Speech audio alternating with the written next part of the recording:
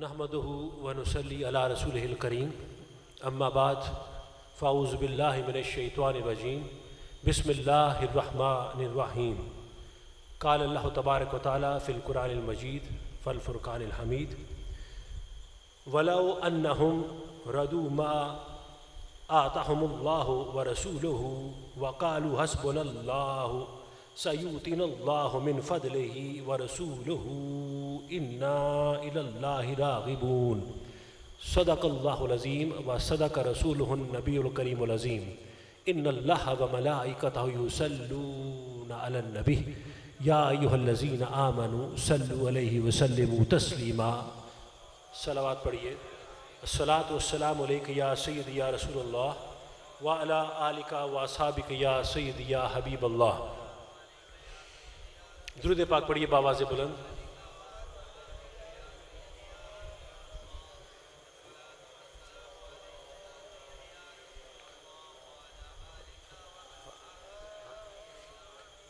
शबान जी वकार अल्हम्दुलिल्लाह। आज एक मरतबा फिर अल्लाह तबारक व तआला की अनायात करम नवाजियाँ कि जिसके साए में पनाह हासिल करते हुए आज इस नशिस्ते दरस हदीस का एहतमाम किया गया। अल्हम्दुलिल्लाह आज हम जिस नशिस्त में बैठे हैं वो सिलसिला दरस हदीस की 27वीं नशिस्त है।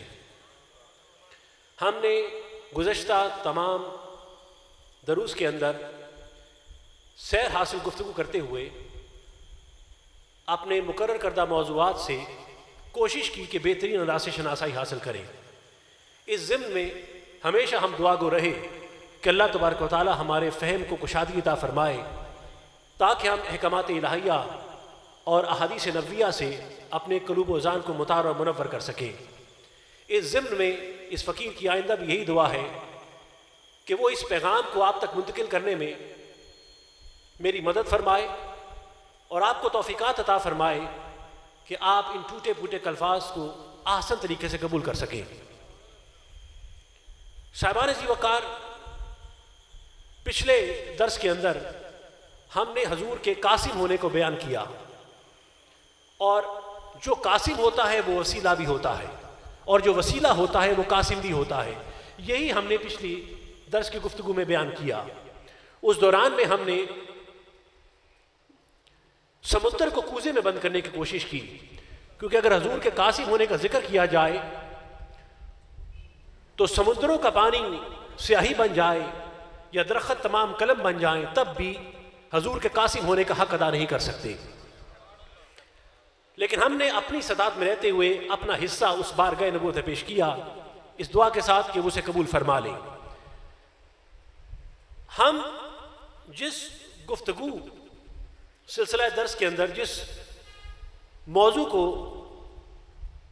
ज़ेर लब ला रहे हैं वो खसाइस नबी और कमालात से मुतल्लिक है और उसी की ज़ैल में पिछले दर्स में हमने हजूर के कासिम होने का जिक्र किया और इस नशिस्त में आज जो मौजू गुफ्तगू के लिए ठहरा है वो है फ़स्ल फ़ी कौनिही सल्लल्लाहु अलैहि वसल्लम मुख्तारन फ़िल वजूदी बेइज़्नि ताला, यानी हजूर अलैहिस्सलातु वस्सलाम का इस कायनात के वजूद में अल्लाह के इज़्न के साथ मुख्तार होने का बयान। हजूर मुख्तार है, हजूर बोलिए, हजूर मुख्तार है इस कायनात के वजूद में, फिल वजूद है कि इस कायनात के वजूद में हजूर के मुख्तार होने का बयान। इसी ज़िम्न में मैंने जिस आयत करीमा को सिरनामा कलाम बनाया है ये वही आयत है कि जो मैं पिछले दरस हदीस के अंदर भी जिनको 4 आयत में से मैंने शुमार किया था, उसी आयत को, सूरह तौबा की आयत को, आयत 59 को मैंने आज भी सिरनामा कलाम बनाने की इजाज़त चाहिए है। इस आयत करीमा में तवज्जो है आपकी। अब ज़रा गुफ्तगू के मौजू को ज़हन में रखिए। दर्स है, रवायती अंदाज की तकरीरें आप अपने गिरद और नवाह में हमसे सुनते रहते हैं, लेकिन जहाँ पर महफिल दर्स होती है वहाँ पर आपको समझा कर आगे बढ़ना होता है। कोशिश करते हैं कि मंतकी अंदाज से गुफ्तगू हो, लेकिन मंतिक के साथ साथ अगर जज्बात का सहारा मिल जाए बयान करने वाले की तरफ से भी और सुनने वाले की तरफ से भी, तो गुफ्तगू को मुंतकिल करने का मज़ा दोबाला हो जाता है। मैं उम्मीद करूंगा कि अगर नबी के हो तो फिर नबी के बन के दिखाओ। سورہ توبہ کی آیت میں میرے پروردگار نے ارشاد فرمایا اور کیا ہی اچھا ہوتا. توجہ کر رہے ہیں آپ؟ آج میں نے کچھ کہنا ہے آپ سے اور جس طرح سے کہنا چاہتا ہوں اس انداز سے سماعت فرمائیے گا.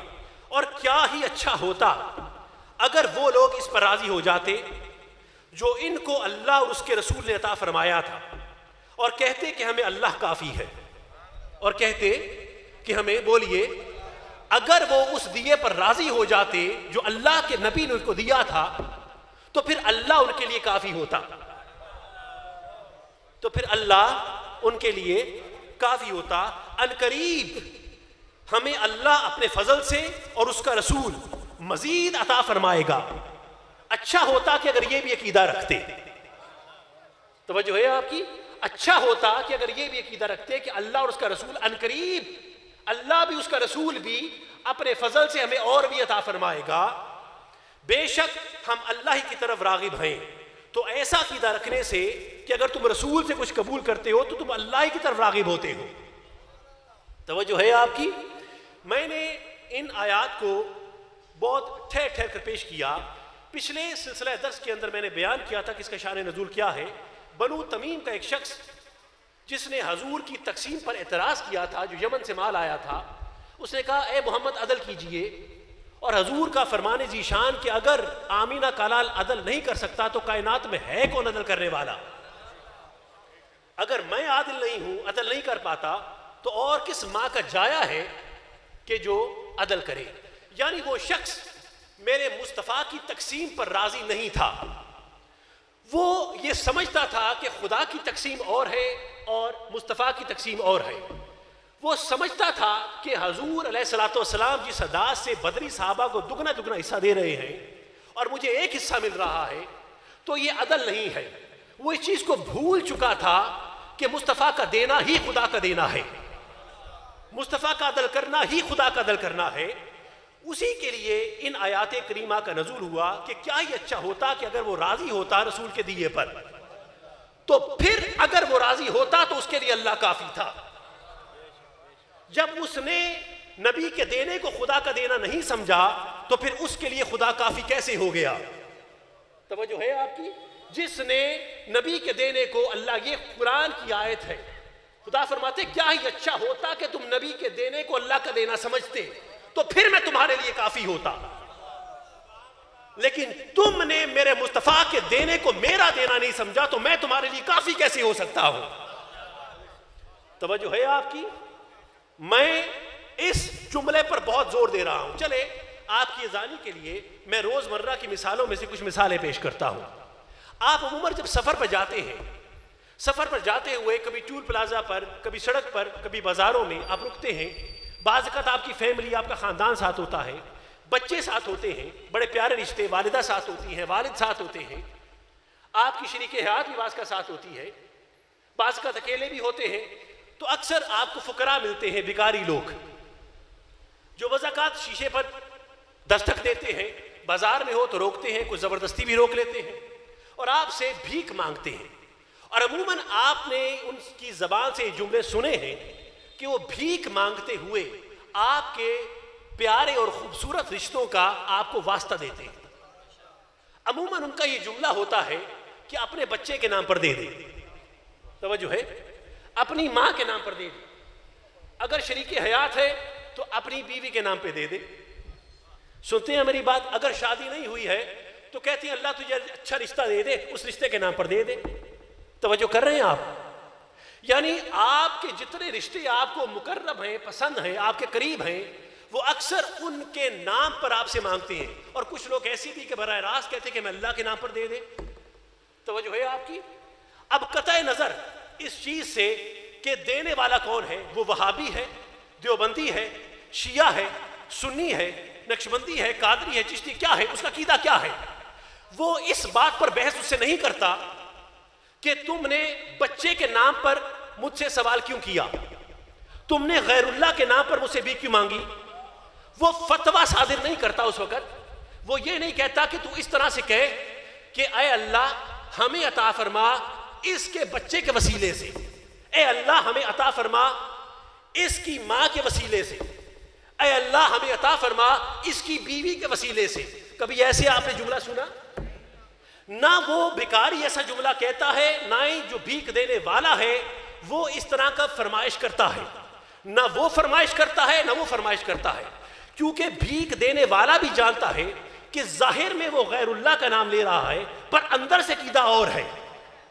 ظاہر میں وہ غیر اللہ کے نام پر مانگ رہا ہے اور میں اسے دے رہا ہوں، لیکن اندر عقیدہ اس کے یہی ہے کہ دے گا اللہ ہی پر اس کے وسیلے سے. تو اس وقت نہ کوئی فتویٰ لگاتا ہے نہ کوئی بحث کرتا ہے، آرام سے جیب سے بھیک نکال کر اس بھکاری کے ہاتھ میں رکھ دیتے ہو اور خدا کی رضا پر تم راضی رہتے ہو.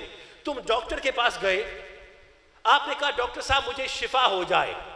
بھئی شافی تو اللہ ہے، شفا تو وہ دیتا ہے. تو کیا کبھی آپ نے ڈاکٹر سے اس طرح سے کہا کہ جناب میں اللہ تجھ سے شفا مانگتا ہوں اس ڈاکٹر کے وسیلے سے؟ کبھی ایسے جملہ کہا آپ نے؟ آپ براہ راست آ کے کہتے جناب علاج کیجئے مجھے شفا ہونی چاہیے. کوئی اللہ کا نام نہیں ہے بیچ میں. ایک بچہ جب گھر میں آتا ہے تو اپنی ماں سے کہتا ہے ماں مجھے کھانا دے.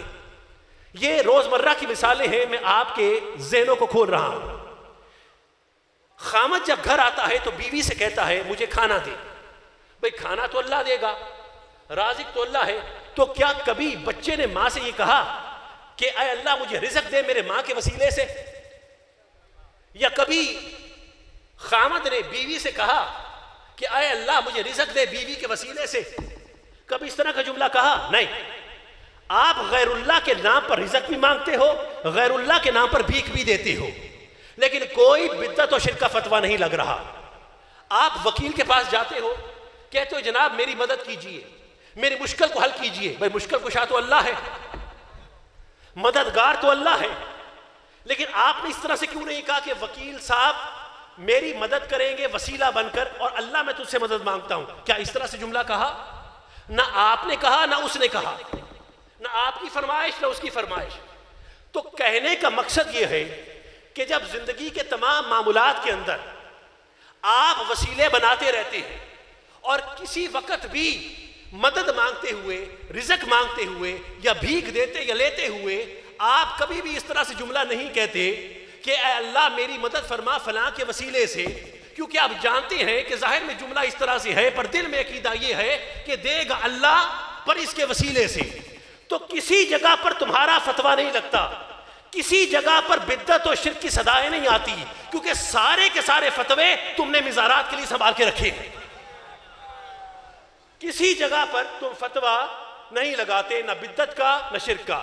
یہ سارے فتوے اور یہ ساری بدعت و شرک کی داستانیں تم نے فقط اولیاء اللہ کے مزاروں کے لیے سنبھال کے رکھی ہیں، پیران عظام کے پاس، اولیاء کے پاس جانے کے لیے سنبھال کے رکھی ہیں. مصطفیٰ کے روضہ انور پر تم نے جا کر یہ صدائیں لگانے کے لیے یہ بہانے بنا کر رکھے ہیں کہ دیکھو ولیوں کے پاس جاتے ہیں اور جا کر بدعت و شرک کرتے ہیں، خرافات میں مبتلا ہوتے ہیں.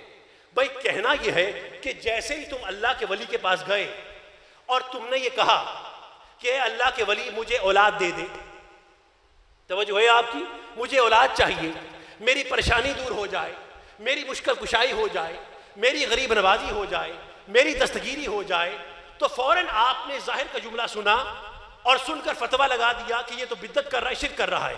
بھائی آپ نے کیا اس شخص کے دل میں جھانک کر دیکھا ہے کہ دل میں عقیدہ کیا ہے؟ اگر آپ کے پاس ایسی نظر نہیں ہے کہ جو دل میں جھانک نہ سکے، دل میں عقائد کو پڑھ نہ سکے، تو آپ کو کس نے اجازت دی ہے کہ آپ بدعت و شرک کے فتوے لگائیں؟ یہ اختیار آپ کو کس نے دیا؟ یا تو اپنی نگاہ کو بلند کیجئے کہ دل کے اندر کا عقیدہ پڑھ لیجئے. اگر دل کے اندر بھی عقیدہ ہو کہ ہاں ہم غیر اللہ سے مانگ رہے ہیں اور اللہ کو چھوڑ رہے ہیں، تو پھر زبان اور دل جب موافق آ جائے تو پھر آپ شرک کا فتویٰ لگائیے، بدعت کا فتویٰ لگائیے. لیکن اگر ظاہر پر جملہ ہے کہ اے اللہ کے ولی میری مشکل کشائی کر، اور دل میں عقیدہ ہے کہ مشکل اللہ ہی حل کرے گا پر اس ولی کے وسیلے سے، اس نبی کے وسیلے سے، تو پھر آپ کو کس نے حق دیا کہ آپ ہم پر بدعت و شرک کے فتوے لگائیے؟ توجہ ہے آپ کی؟ اسی لیے اللہ نے اس آیت میں اپنے حبیب کے بارے میں فرمایا کہ کیا ہی اچھا ہوتا کہ تم نبی کے دینے پر راضی ہو جاتے، تم نبی سے مانگتے، نبی تمہیں دیتا. اب اگر نبی تمہیں دیتا تو نبی سے مانگنا در حقیقت خدا سے مانگنا ہے.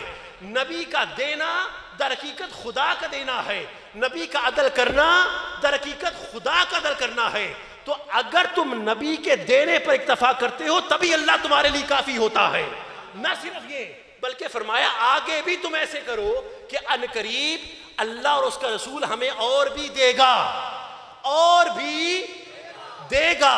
تو نبی کے دینے سے تم اللہ کی طرف اور رغبت کرو گے، اللہ کے اور پاس ہو جاؤ گے. یعنی خدا تو کافی ہے ہی، لیکن اگر مصطفیٰ کے وسیلے سے مانگو گے تو اللہ کی پناہیں، کرم نوازیاں، مہربانیاں، عنایتیں، شفقتیں اپنے بندے کا گھیراؤ اور کر لیں گی.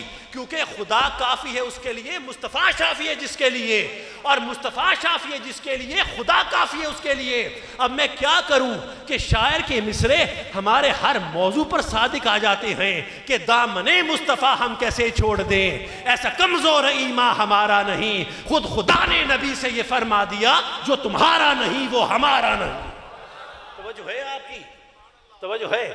یعنی دامن مصطفیٰ. اب اگر ساری گفتگو کو سمیٹ دوں، یہ آپ نے آیت کی میں نے تشریح کو پیش کیا، میں حدیث میں نہیں آیا، لیکن میں نے آیت کے مفہوم کو بیان کیا. یہ اتنی اہم آیت تھی، اللہ کافی ہونے پر اللہ کے یہ بڑے بڑے سٹکر لگے ہوتے ہیں، تو اس کی تشریح کرنا ضروری تھی، اس کی وضاحت کرنا ضروری تھی کہ اللہ کافی کس کے لیے ہے. وہ کہ جو نبی کے دینے پر اکتفا کرتا ہے، جو نبی سے مانگنے میں شرم محسوس نہیں کرتا، جو نبی سے بولیے مانگنے میں شرم محسوس نہیں کرتا، اور جو نبی کے دینے پر راضی نہیں ہے تو خدا اس پر راضی نہیں ہے، خدا اس کے لیے کافی نہیں ہے. یعنی دامن مصطفیٰ ہم کیسے چھوڑ دیں، ایسا کمزور ایمان ہمارا نہیں، خود خدا نے نبی سے یہ فرما دیا جو تمہارا نہیں وہ ہمارا نہیں. سبحان اللہ. نعرہ تکبیر، نعرہ رسالت، نعرہ حیدری، آستانہ علی آل بخار شریف. اب اسی چیز کو، اسی گفتگو کو، حضور کے مختار ہونے کو، اب میں گفتگو کی طرف آ رہا ہوں. یہ اس کی بنیاد تھی، یہ حضور کے مختار ہونے کی بنیاد ہے. کیونکہ خدا فرماتا ہے میں کافی اس وقت ہوں گا جب تم میرے حبیب کے اختیارات کو تسلیم کرو گے، اس کے دینے اور لینے کے اختیار کو تسلیم کرو گے، اس وقت میں کافی ہوں گا. سورہ جمعہ کے اندر خدا پروردگار نے ابتدائی آیات میں ارشاد فرمایا کہ یسبح للہ ما فی السماوات و ما فی الارض المالک القدوس العزیز الحکیم هو الذی بعث فی الامیین رسولا منہم یتلو علیہم آیاتہ ویزکیہم ویعلم الکتاب والحکمہ وان کانوا من قبل لفی ضلال مبین. خدا فرماتا ہے کائنات کا ذرہ ذرہ اس پروردگار کی تسبیح پیش کرتا ہے. کائنات کا بولیے ذرہ ذرہ اس پروردگار کی تسبیح پیش کرتا ہے. پھر خدا تعریف فرماتا ہے کون اللہ کہ جو مالک ہے، جس کی ملکیت میں یہ ساری کائنات ہے. کون اللہ جو قدوس ہے، وہ بے عیب ہے، بے نقص ہے، پاک ہے. کون اللہ جو عزیز ہے، غالب، غالب حکمت والا ہے. یعنی وہ غالب ہے. عزیز کا مطلب جس کا قبضہ ہوتا ہے، جو غالب ہے. عزیز کا مطلب بولیے جس کا قبضہ ہے، جس کا قبضہ ہے، جو غالب ہے. پھر فرمایا وہ اللہ کہ جو حکیم ہے. کیا ہے بولیے؟ حکیم ہے، جو بہترین حکمت والا ہے. کتنی صفات ہو گئی؟ 4. اور اب خدائے پروردگار نے 4 صفات پیش کرنے کے بعد 5ویں صفت پھر پیش کی اپنے تعارف کے لیے. فرمایا هو الذی بعث فی الامیین رسولا منہم. اور اللہ تو وہ ہے، اللہ تو وہ ہے، میں دوبارہ کہہ رہا ہوں، اللہ تو وہ ہے جس نے تمہارے ہی میں سے تم پر رسول کو بھیجا. هو الذی بعث فی الامیین رسولا منہم، کہ اللہ تو وہ ہے. کون اللہ؟ وہ اللہ جس نے رسول کو بھیجا، وہ اللہ جس نے رسول کو بھیجا. یہاں پر تعارف رسول کا نہیں ہو رہا، رسول کے وسیلے سے خدا اپنا تعارف پیش کر رہا ہے کہ میں وہ اللہ ہوں جس نے اس رسول کو بھیجا. آپ نے غور کیا؟ غور کیا کہ نہیں کیا؟ میں وہ اللہ ہوں، میں وہ اللہ ہوں جس نے اس رسول کو بھیجا. تو خدا خود اپنے تعارف کے لیے اپنے حبیب کا وسیلہ استعمال کر رہا ہے. تو جو خدا خود اپنے تعارف کے لیے نبی کا وسیلہ استعمال کرے تو تمہیں کیا موت پڑتی ہے نبی کا وسیلہ استعمال کرتے ہوئے؟ جو خدا خود اپنے تعارف کے لیے نبی کا وسیلہ استعمال کرے تو اگر تم نبی کا وسیلہ استعمال کرو تو تمہیں کس بات کی موت پڑ جاتی ہے؟ توجہ ہے آپ کی؟ گفتگو پہ غور کیا آپ نے؟ پھر خدا نے فرمایا کہ یہ وہ اللہ ہے کہ جس نے رسول کو بھیجا، پھر آگے خصوصیات بیان کی کہ وہ قرآن کی آیات کی تلاوت کرتا ہے، وہ کتاب و حکمت کی تعلیم دیتا ہے، وہ تمہارا تزکیہ نفس کرتا ہے۔ لیکن یہاں تک آ کر بات واضح ہوئی کہ جو خدا خود اپنے تعارف کے لیے نبی کو وسیلہ استعمال کرے تو آپ کو نبی کو وسیلہ بناتے ہوئے کس بات کی تکلیف ہوتی ہے، کس بات کی موت پڑتی ہے؟ چلے میں اس بات کو تھوڑا سا ایلیبوریٹ کرتا ہوں اور آسان کرتا ہوں۔ دیکھیے، اگر میں اپنے محترم ذی شعور مجمع سے کوشچن کروں، سوال، پیچھے تک آواز آ رہی ہے آپ کو میری؟ اگر میں آپ سے ایک سوال کروں، سادہ سا سوال ہے میرا، کہ اللہ کچھ کہہ دے، نبی کچھ کہہ دے، تو آپ کس کی اطاعت کریں گے؟ اللہ کہے کہ رمضان کے 40 روزے رکھو، نبی کہے نہیں 30 روزے رکھو، کس کی اطاعت کرو گے؟ اللہ کہے، سن لیجئے میرا پورا سوال سن لیجئے، جواب کے لیے بڑا وقت ہے۔ اللہ کہے کہ آپ مغرب کی 4 رکعتیں پڑھو، نبی کہے نہیں آپ 5 رکعتیں پڑھو، ویسے تو 3 ہے، تو اللہ کچھ کہے نبی کچھ کہے، کس کی بات مانو گے؟ اگر اللہ کہے کہ تم پورے دن کی 6 نمازیں پڑھو اور رسول کہے کہ نہیں تم 5 نمازیں پڑھو، تو تم کس کی اطاعت کرو گے؟ اللہ کی اطاعت کرو گے کہ رسول کی اطاعت کرو گے؟ میں بڑا سادہ سا سوال ہے، میرا معصومانہ سوال ہے، آپ کس کی اطاعت؟ اللہ کچھ کہے نبی کچھ کہے تو آپ کس کی اطاعت کریں گے؟ پیچھے والے بولیے، آپ کس کی اطاعت کریں گے؟ کس کی کریں گے؟ اللہ کی کہ نبی کی؟ نہیں، خدا کی قسم، اس ممبر رسول کی قسم جس کو میں ممبر رسول کی شبیہ سمجھتا ہوں اور اس پر ہاتھ رکھ کے کہتا ہوں کہ خدا کی قسم ایسا سوال کرنا نہیں ہی جاہلانہ ہے، یہ سوال ہی کافرانہ ہے، یہ سوال ہی جاہلانہ ہے، اس میں حکمت کی کوئی بات نہیں ہے، کیونکہ خدا تو بات ہی نہیں کرتا، جب بھی بات کرتا ہے محمد کے وسیلے سے۔ نعرہ تکبیر، نعرہ رسالت، عظمت و شان مصطفیٰ، آستانہ علی آل بہار شریف، شہنشاہ خطابت۔ توجہ ہے آپ کی؟ اللہ تو اس مائک کو نیچے رکھیے، دوبارہ نہیں پکڑنا، اللہ تو بات ہی نہیں کرتا، یہ سوال کرنا ہی جاہلانہ ہے، یہ سوال کرنا ہی کافرانہ ہے، کیونکہ خدا تو تم سے بات ہی نہیں کرتا، ارے جب بھی بات کرتا ہے نبی کے وسیلے سے، اور تم اتنے پہنچے بن گئے کہ وہ خدا ہو کر تم سے بات کرنے کے لیے نبی کا وسیلہ استعمال کرے، اور تم کہو کہ ہمیں خدا تک بات پہنچانے کے لیے وسیلے کی ضرورت نہیں ہے، یعنی تم نے خدا کو بھی پیچھے چھوڑ دیا، تم نے خدا کو بھی پیچھے چھوڑ دیا۔ خدا کہہ رہا ہے کہ مجھے تم سے بات کرنے کی حاجت نہیں ہے، میں بات کرتا ہوں اپنے حبیب کے وسیلے سے، اور تم نے کہا کہ نہیں خدا محتاج ہوگا وسیلے کا، ہمیں تو وسیلے کی ضرورت ہی نہیں ہے، ہم تو خدا سے بھی آگے پہنچے ہوئے ہیں، یعنی وہ وسیلہ استعمال کرتا ہے، ہمیں وسیلے کی ضرورت نہیں ہے۔ توجہ کیا آپ نے؟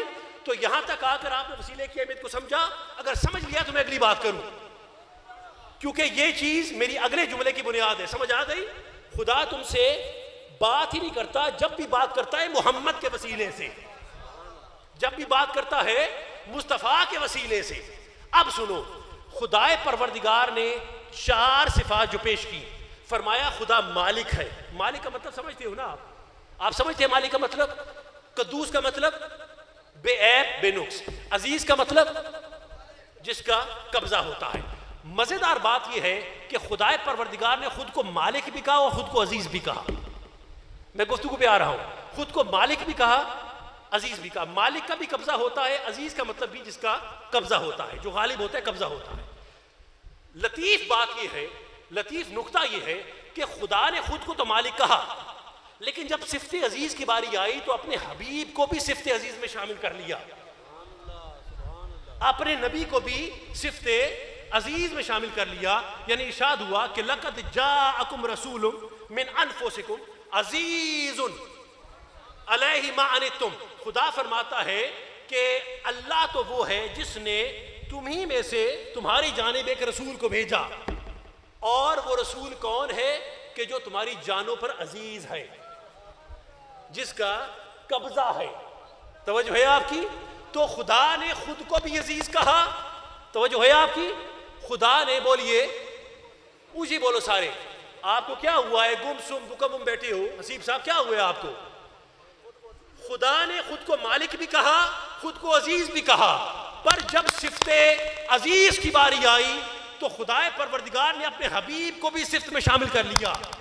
کہا میرے مصطفیٰ کا بھی قبضہ ہے، میرے مصطفیٰ کا بھی قبضہ ہے. بات واضح نہیں ہوئی؟ میں دیکھ رہا ہوں میرے چہرے پریشان ہو گئے ہیں. چلیں ہم بات کو آسان کرتے ہیں. یہ میرا گھر ہے جس کو آپ نے رونق بخشی ہے. اللہ آپ کو عمر عطا فرمائے، آپ کے گھروں میں بھی رونقیں پیدا فرمائے.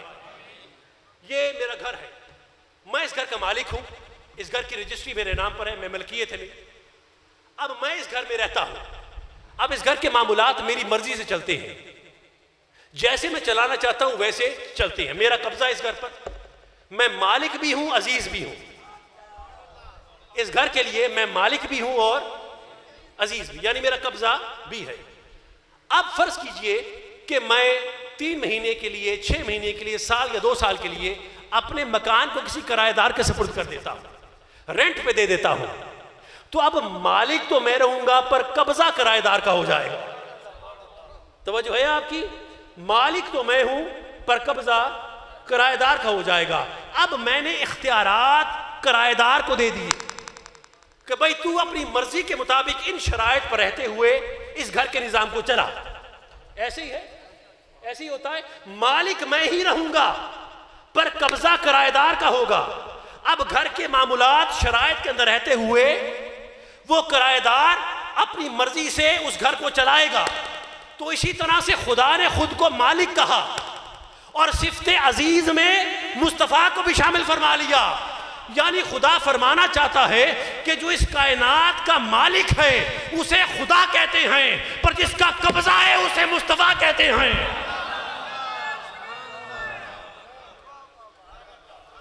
جو کائنات کا مالک ہے اسے خدا کہتے ہیں، پر جس کا قبضہ ہے اسے مصطفیٰ کہتے ہیں. جس کا قبضہ ہے اسے، جس کا قبضہ ہے اسے، جس کا قبضہ ہے اسے مصطفیٰ کہتے ہیں. تو یہ اختیار ہے میرے مصطفیٰ کا اس کائنات پر، جو باذن اللہ ہے، اللہ تعالیٰ کی اذن کے ساتھ ہے کہ مالک تو خدا ہے پر قبضہ مصطفیٰ کا ہے.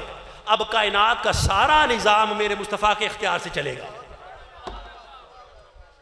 کیونکہ کانٹریکٹ ہو چکا ہے نا. وہ یوم میثاق پر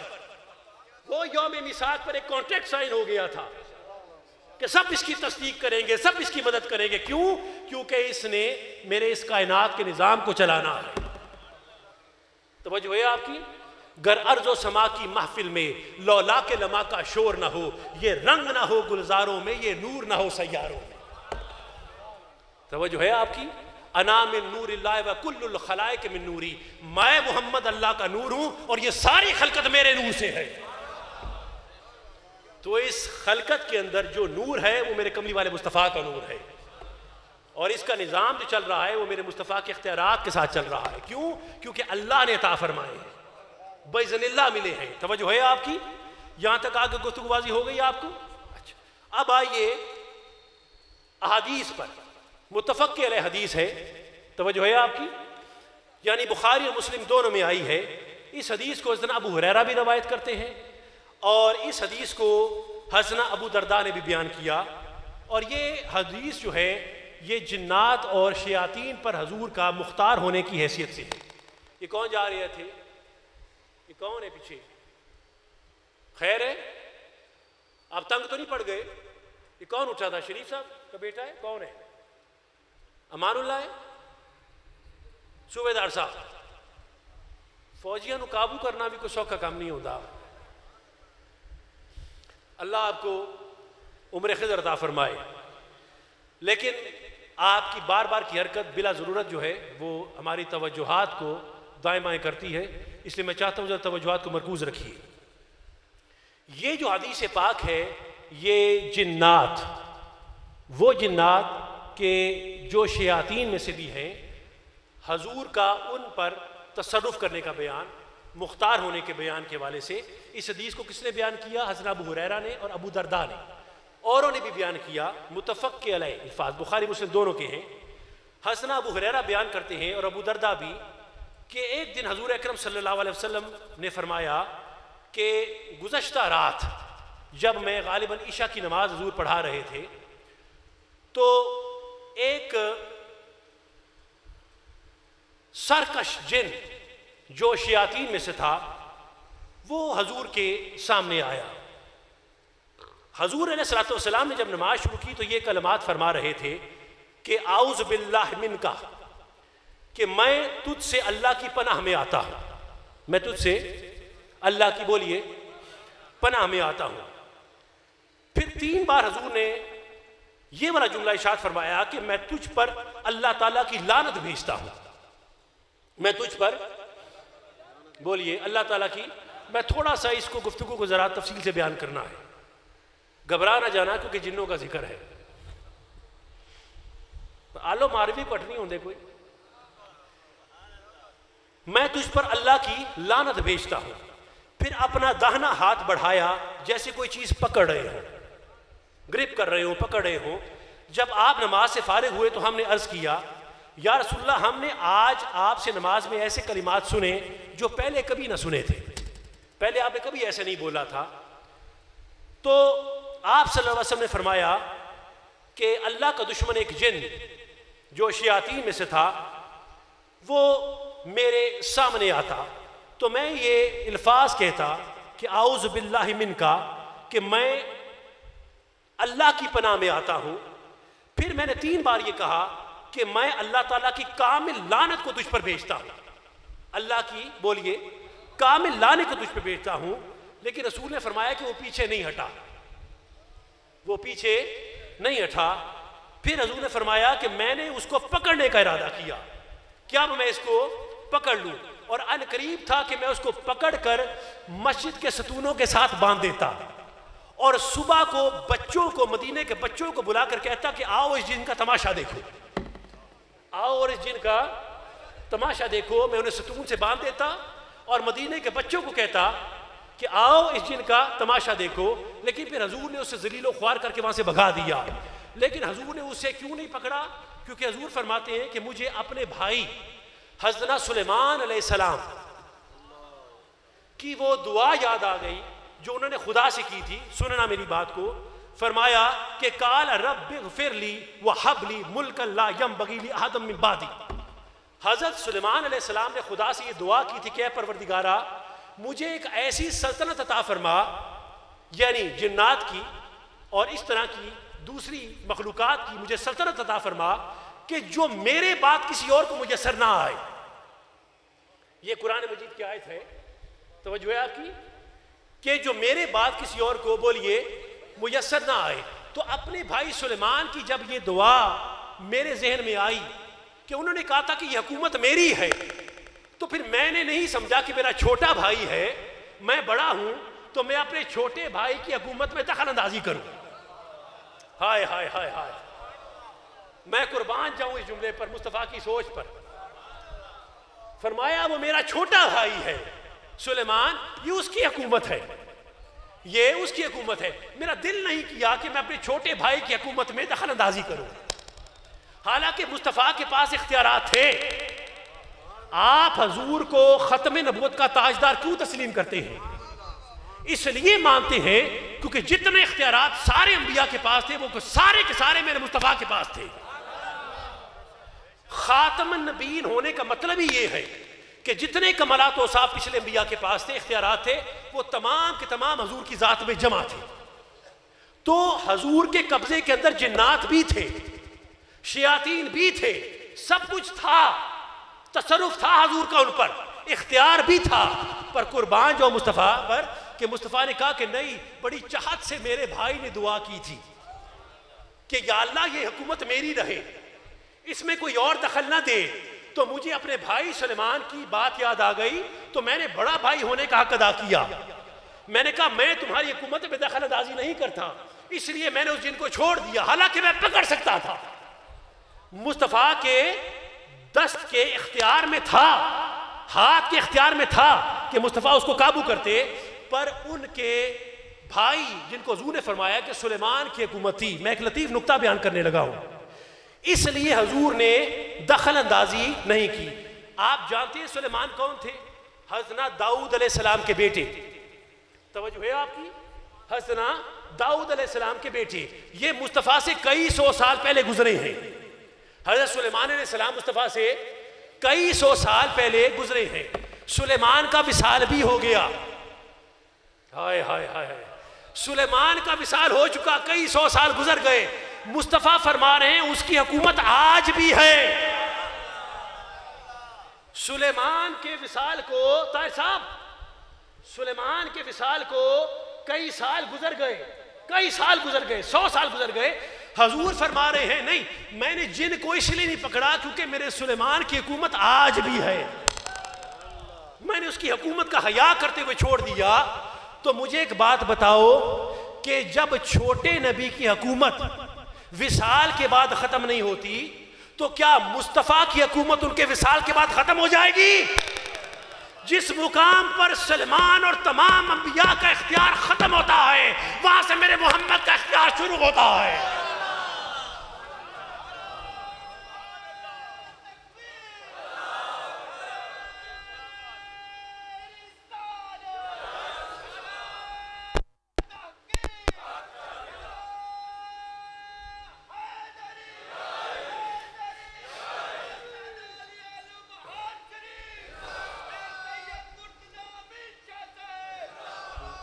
توجہ کیا آپ نے؟ توجہ کی؟ سلمان کی حکومت ختم نہیں ہو رہی, مصطفیٰ کے زمانے تک ہارا کے وصال ہو چکا, اور آپ کہتے ہو جو سلمان کا سردار ہے اس کی حکومت وصال کے بعد آج ختم ہو چکی. آج اختیار نہیں رہا مصطفیٰ کا, سلیمان کا ہے, میرے نبی کا نہیں ہے. جس مقام پر سارے انبیاء کا اختیار ختم ہوتا ہے, وہاں سے میرے محمد کا اختیار شروع ہوتا ہے. دم عیسیٰ ید بیضا سے آگے ہے مقام ان کا, کلام اللہ کی تفسیر ہے گویا کلام ان کا. امام الانبیاء ہیں, نور ہیں, انسان کامل ہیں, خدا خود میر مجلس ہے, محمد شمع محفل ہے. خدا خود میر مجلس ہے, محمد شمع محفل ہے. توجہ ہے آپ کی؟ تو یہاں تک آ کہ میں نے حضور کی حکومت کو بیان کیا. اب ذرا سنیے گا, میں جس چیز کے لیے بیان کر رہا ہوں, جنات کی بات ہے نا, تو ایک اور چیز ذہن میں آ گئی میری. سورہ سبا کی آیت ہے, آیت 14, حضرت سلیمان علیہ السلام کے حوالے سے, کہ فَلَمَّا قَضَيْنَا عَلَيْهِ الْمَوْتَ مَا دَلَّهُمْ عَلَى مَوْتِهِ إِلَّا دَابَّةُ الْأَرْضِ تَأْكُلُ مِنْ سَأَتِهِ فَلَمَّا خَرَّ تَبَيَّنَتِ الْجِنُّ. یعنی خدا فرماتا ہے کہ ایک مرتبہ جناب سلیمان علیہ السلام کچھ تعمیرات کروا رہے تھے. توجہ کر رہے ہیں آپ؟ دیکھیں یار, گفتگو منتقل ہو نہ ہو رہی ہے نا, میرا یہ یقین ہے کہ ہو رہی ہے. آگے اگر کچھ پردہ ہے, کچھ حجاب ہے, تو اس کو ہٹانا آپ کا کام بھی ہے, کچھ ہماری طرف سے, کچھ آپ کی طرف سے. پھول کی پتی سے کٹ سکتا ہے ہیرے کا جگر, پر مرد ناداں پر کلام نرم و نازک بے اثر. تو مجھے محسوس نہ ہو کہ میں کسی بھینس کے آگے بین بجا رہا ہوں, مجھے پتہ لگے کہ میں محمد کے غلاموں کے آگے گفتگو کر رہا ہوں. تعمیر کر رہے تھے, سورہ سبا کی آیت ہے, حضرت سلیمان علیہ السلام کو تعمیر کرے. وہ تعمیر کیا تھی بلا؟ بیت القدس کی, بیت اللہ شریف کی تعمیر. کس کی؟ قبلہ اول مسجد اقصی, اس کی تعمیر ہے. مفسرین نے بیان کیا کہ اس کی تعمیر فرما رہے تھے. اور جنات پتہ ہے کون کام کر رہے تھے؟ جو شیاطین میں سے تھے. اچھے جن کام نہیں کر رہے تھے, ویسا اچھے جنات کام نہیں کر رہے, شیاطین کو کام پہ لگایا تھا. نہیں غور کیا آپ نے؟ کس کی تعمیر ہو رہی ہے؟ قبلہ اول کی, قبلہ بیت القدس کی, قبلہ اول کی. اور تعمیر کون کر رہا ہے؟ شیطان. تعمیر کسے کروا رہے ہیں؟ شیاطین سے. یہ مفسرین نے لکھا ہے, یہ مفسرین نے لکھا ہے, شیاطین سے کام کروا رہے ہیں. اب 53 برس کی عمر ہے، 53.5 برس کی ٹوٹل عمر ہے جناب سلیمان علیہ السلام کی. 13.5 برس کی عمر میں انہیں حکومت مل چکی تھی. 40 برس تک جناب سلیمان کی حکومت رہی. 40 ایئرس، 40 برس. توجہ کیا آپ نے؟ اچھا، اب جب وہ کام کر رہے، اچھا اس بات کو سن لیجئے. ایک بات ذہن میں آئی میری کہ آپ جانتے ہیں کہ وہ بیت القدس کی تعمیر کہاں پر ہو رہی تھی؟ جہاں پر حضرت داؤد علیہ السلام نے وقت وصال اپنے بیٹے کو بلایا، سلیمان کو، کہا کہ یہ میں نے تعمیر شروع کی ہے. یہ تعمیر داؤد نے شروع کی تھی، مکمل سلیمان نے کی تھی. یہ تعمیر بولیے داؤد علیہ السلام نے شروع کی تھی، مکمل سلیمان علیہ السلام نے کروائی تھی. فرمایا اپنے بیٹے کو وصیت کی کہ یہ میں گھر تعمیر کروا رہا ہوں، تو نے اس گھر کو مکمل کرنا ہے. اور فرمایا یہ اس جگہ پر تعمیر کروا رہا ہوں جہاں پر موسیٰ علیہ السلام نے اپنا خیمہ لگایا تھا. جہاں پر موسیٰ علیہ السلام نے، بولیے سمجھے نہیں بات کو، الیبریٹ کروں تھوڑا سا. جہاں موسیٰ علیہ السلام نے خیمہ لگایا وہاں پر داؤد علیہ السلام نے خدا کا گھر بنایا. اس جگہ پر داؤد علیہ السلام نے خدا کا گھر بنایا. یہ نئی بات نہیں ہے. آپ جانتے ہیں کہ دوسری کے مقام پر میں نے ایک مرتبہ تقریر کی تھی شکر گڑھ کے اندر. میں نے کعبے کی تاریخ کو بیان کیا تھا آدم علیہ السلام سے. یاد ہے آپ کو؟ میں نے کعبہ شریف کی تعمیر کو آدم علیہ السلام سے، ابھی میں کسی اور نشست پر جب قائم ہوگی تو میں باقی دوستوں کو بھی کعبے کی تاریخ کے بارے میں بیان کروں گا. پر اس بات کو سن لیجئے کہ کعبہ در حقیقت حضرت آدم علیہ السلام کا گھر تھا. کعبہ بولیے آدم علیہ السلام کا گھر تھا. حجر اسود پہلے سفید رنگ کا پتھر تھا جس پر آدم علیہ السلام آرام کیا کرتے تھے، ریسٹ کرتے تھے، عبادت کرتے تھے. بعد میں وہ وقت کے ساتھ ساتھ سیاہ ہو گیا ہمارے گناہوں کو جذب کر کر کے. توجہ ہے آپ کی؟ سو جس جگہ پر آدم اور حوا کا گھر تھا اس جگہ پر اللہ نے اپنا گھر بنایا. ٹھیک.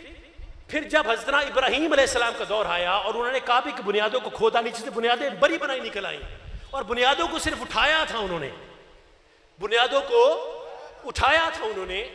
تو آپ جانتے ہیں کہ یہ جو حتیم ہے، حتیم جو کعبے کے باہر ایک دائرہ نہیں لگا ہوا، حتیم جو کہ کعبے کا حصہ ہے، آپ جانتے ہیں اس میں کیا ہے؟ اس کے اندر حضرت ہاجرہ اور جناب اسماعیل کی قبریں ہیں. حدیث میں ہے کہ جناب ہاجرہ اور جناب یعنی اسماعیل کی والدہ، وہ دونوں کی قبریں وہاں پر ہیں. اور بتاؤں اسی جگہ پر جناب ہاجرہ اور اسماعیل کا خیمہ بھی تھا. اسی مقام پر ان دونوں بزرگان کا خیمہ بھی تھا. تو جب کعبہ بنا وہ بھی نبی کے گھر پر، ابراہیم کے بعد پھر جب کعبہ بنا وہ بھی نبی کے گھر پر، قبلہ اول بیت القدس بنا وہ بھی نبی کے گھر پر. تو خدائے پروردگار چن چن کر وہ جگہ تلاش کر رہا ہے جہاں پر اس کے نبی کے قدم پڑے، جہاں پر اس کے مقرب بندوں نے رہائش اختیار کی. خدا نے ان کی رہائش کو ہی اپنا رہائش بنا دیا، کیونکہ خدا فرمانا چاہتا ہے کہ جہاں پر نسبت یار ہوگی وہیں پر خدا کا دیدار ہوگا. جہاں پر نسبت یار ہوگی وہیں پر خدا کا دیدار ہوگا. توجہ ہے آپ کی؟ تو اس چیز کو غور کریے. بات ضمناً آئی تھی اس لیے میں نے ضروری سمجھا کہ بیان کر دوں. اب جب سجدے کرنے جاؤ نا، ان ملاؤں کو کہنا، ملا سمجھتے ہو نا، ان سے پوچھنا کہ جب کعبے میں جا کر حتیم پر سجدہ کرتے ہو تو دیکھ تو لو کہ نیچے قبریں کس کی ہیں، کن قبروں پر جا کر سجدہ کر رہے ہو. وہ قبریں ہیں جناب اسماعیل اور ہاجرہ کی، وہ گھر ہے جناب آدم کا. اور کبھی فلسطین میں جاؤ، بیت القدس میں جاؤ تو مت بھولنا وہ جناب موسیٰ علیہ السلام کا گھر تھا. توجہ ہے آپ کی؟ اب جب حضرت سلیمان علیہ السلام نے شیاطین کو ڈیوٹی پہ لگایا تو ایک دن کیا ہوا کہ جناب سلیمان علیہ السلام محراب میں داخل ہوئے. ایک اوپن سا محراب تھا، اس کے اندر وہ داخل ہوئے.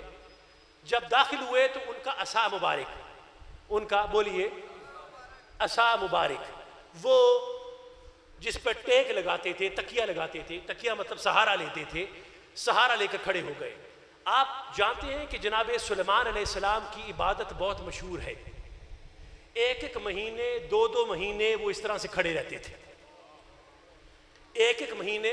اور داؤد علیہ السلام کی ان سے بھی زیادہ بڑی عبادت تھی, لمبی عبادت تھی. مہینہ 2 مہینے اس طرح سے کھڑے رہتے تھے. اب جنات کو یہ عادت تھی کہ وہ اکثر سلیمان علیہ السلام کو بہت طویل عرصے تک کھڑا ہوا دیکھتے تھے. تو خدائے پروردگار کا اذن آیا, امر آیا, اس پر جناب سلیمان علیہ السلام کا وصال ہو گیا. وصال ہو گیا, سن رہے ہیں آپ بات میری؟ لیکن وہ ویسے ہی ٹیک لگا کر کھڑے رہے, کیونکہ خدا سے عرض کیا سلیمان نے کہ اے پروردگارا میرے اس راز کو ان پر نہ کھولی, میرے راز کو جنات پر نہ کھولی, ان کو اس غیب کا علم نہ عطا فرمائیں. اب سلیمان علیہ السلام اسی طرح سے عصا پر کھڑے رہے. یہ آیت بیان کرتی ہے 100 سال کا عرصہ ہو گیا, 100 years. کتنا بولیے, کتنا؟ 100 سال کا عرصہ گزر گیا. 100 سال تک جنات جو شیاطین میں سے وہ نبی کو زندہ سمجھتے رہے, زندہ سمجھ کر اطاعت میں رہے. ہائے ہائے ہائے ہائے ہائے, زندہ سمجھ کر.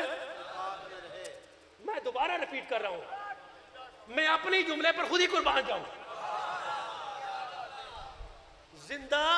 زندہ سمجھ کر وہ شیاطین زندہ مصطفیٰ نبی کو, سلیمان کو, اللہ کے نبی کو زندہ سمجھ کر اطاعت میں رہے. اطاعت میں وہ ہے جو نبی کو زندہ سمجھ رہا ہے. توجہ ہے آپ کی؟ اب 100 سال کے بعد باذن اللہ, اللہ کے حکم سے زمین کے دیمک نے, زمین کے دعوت الارضی, زمین کے دیمک نے عصا کو چاٹنا شروع کر دیا, کھانا شروع کر دیا. تو جب عصا کو کھا لیا, عصا کمزور ہوا, 100 سال کے بعد وہ ٹوٹ کر جب وہ ہٹ گیا تو سلیمان علیہ السلام فوراً زمین پر آ گئے. اس وقت جنات کو پتہ لگا کہ جسے ہم زندہ سمجھ رہے تھے تو اس کا تو وصال ہو چکا ہے. تو وہ سارے جنات بھاگ گئے, سارے جنات, وہ سارے شیاطین وہاں سے بھاگ گئے. جب تک نبی کو زندہ سمجھتے رہے اطاعت میں رہے. جیسے عقیدہ بدلا کہ نبی مر گیا فوراً بھاگ گئے. میں دوبارہ ایک دفعہ کہہ دوں کہ جب تک نبی کو زندہ سمجھتے رہے اطاعت میں رہے. جیسے ہی عقیدہ بدلا کہ نبی زندہ نہیں, نبی مر گیا, فوراً شیطان غالب آ گیا اور وہ وہاں سے بھاگ گئے. تو خدائے پروردگار اس واقعے سے یہ بھی پیغام دے رہا ہے کہ اپنا عقیدہ درست کرو. جو نبی کو مردہ جانے اور دور جائے وہ شیطان کا ہے, اور جو زندہ سمجھ کر قریب آئے وہی رحمان کا ہے. جو زندہ سمجھ کر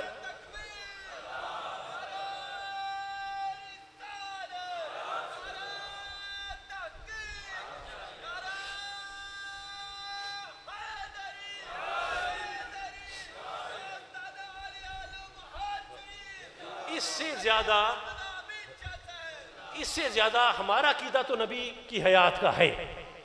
آپ اس پر بحث کرتے ہو ہے کہ نہیں ہے, لیکن ایک بات تو ہے کہ اگر آپ کے کہنے کے مطابق نہ بھی ہوں, اگر تمہارے کہنے کے مطابق, پر عقیدہ زندہ رکھنے سے بندہ اطاعت میں رہتا ہے. زندہ کا عقیدہ رکھنے سے بندہ, بولیے, اطاعت میں رہتا ہے. یہی اس گفتگو میں سمجھایا گیا. سیکنڈلی کہ 100 سال تک جناب سلیمان علیہ السلام کھڑے رہے. نہ دھوپ نے اثر کیا, نہ بارش نے اثر کیا, نہ آندھیوں نے اثر کیا, نہ زمانے کے تغیرات اور حادثات نے اثر کیا. جیسے وہ 100 سال پہلے تر و تازہ تھے ویسے 100 سال بعد بھی تر و تازہ رہے.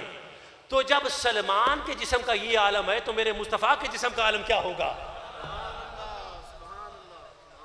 جب 100 سال بعد بھی سلیمان کا جسم خراب نہیں ہوتا تو وہ جسم مطہر جو مدینے میں لیٹا ہوا ہے, مصطفیٰ کے جسم کا کیا کہنا؟ توجہ ہے آپ کی؟ مصطفیٰ کے جسم کا, بدن کا کیا کہنا کہ جس بدن کے فیض سے پوری کائنات زندگی پاتی ہے, اس جسم کا کیا کہنا؟ توجہ ہے آپ کی؟ یہاں تک بات آ گئی. اب میرا دل کرتا ہے کہ میں اپنے ذوق کے مطابق ایک بات اپنی محبت کے لیے ایک ہستی سے اپنی محبت کے لیے بیان کروں. میں نے گفتگو کے دوران کہا آپ جانتے ہیں کہ ایک ذکر کے بغیر میری گفتگو مکمل نہیں ہوتی جب تک کہ وہ میں ذکر نہ کروں. اس ذکر کے بغیر میری ذوالفقار صاحب میری گفتگو وارثہ مکمل نہیں ہوتی. میں نے کہا اور حدیث نے کہا کہ سلمان کی سلطنت کی حکومت 40 برس کی تھی. سلمان علیہ السلام کو ان کے والد بزرگوار نے ایک انگوٹھی عنایت فرمائی تھی جب ان کی 13.5 برس کی عمر تھی.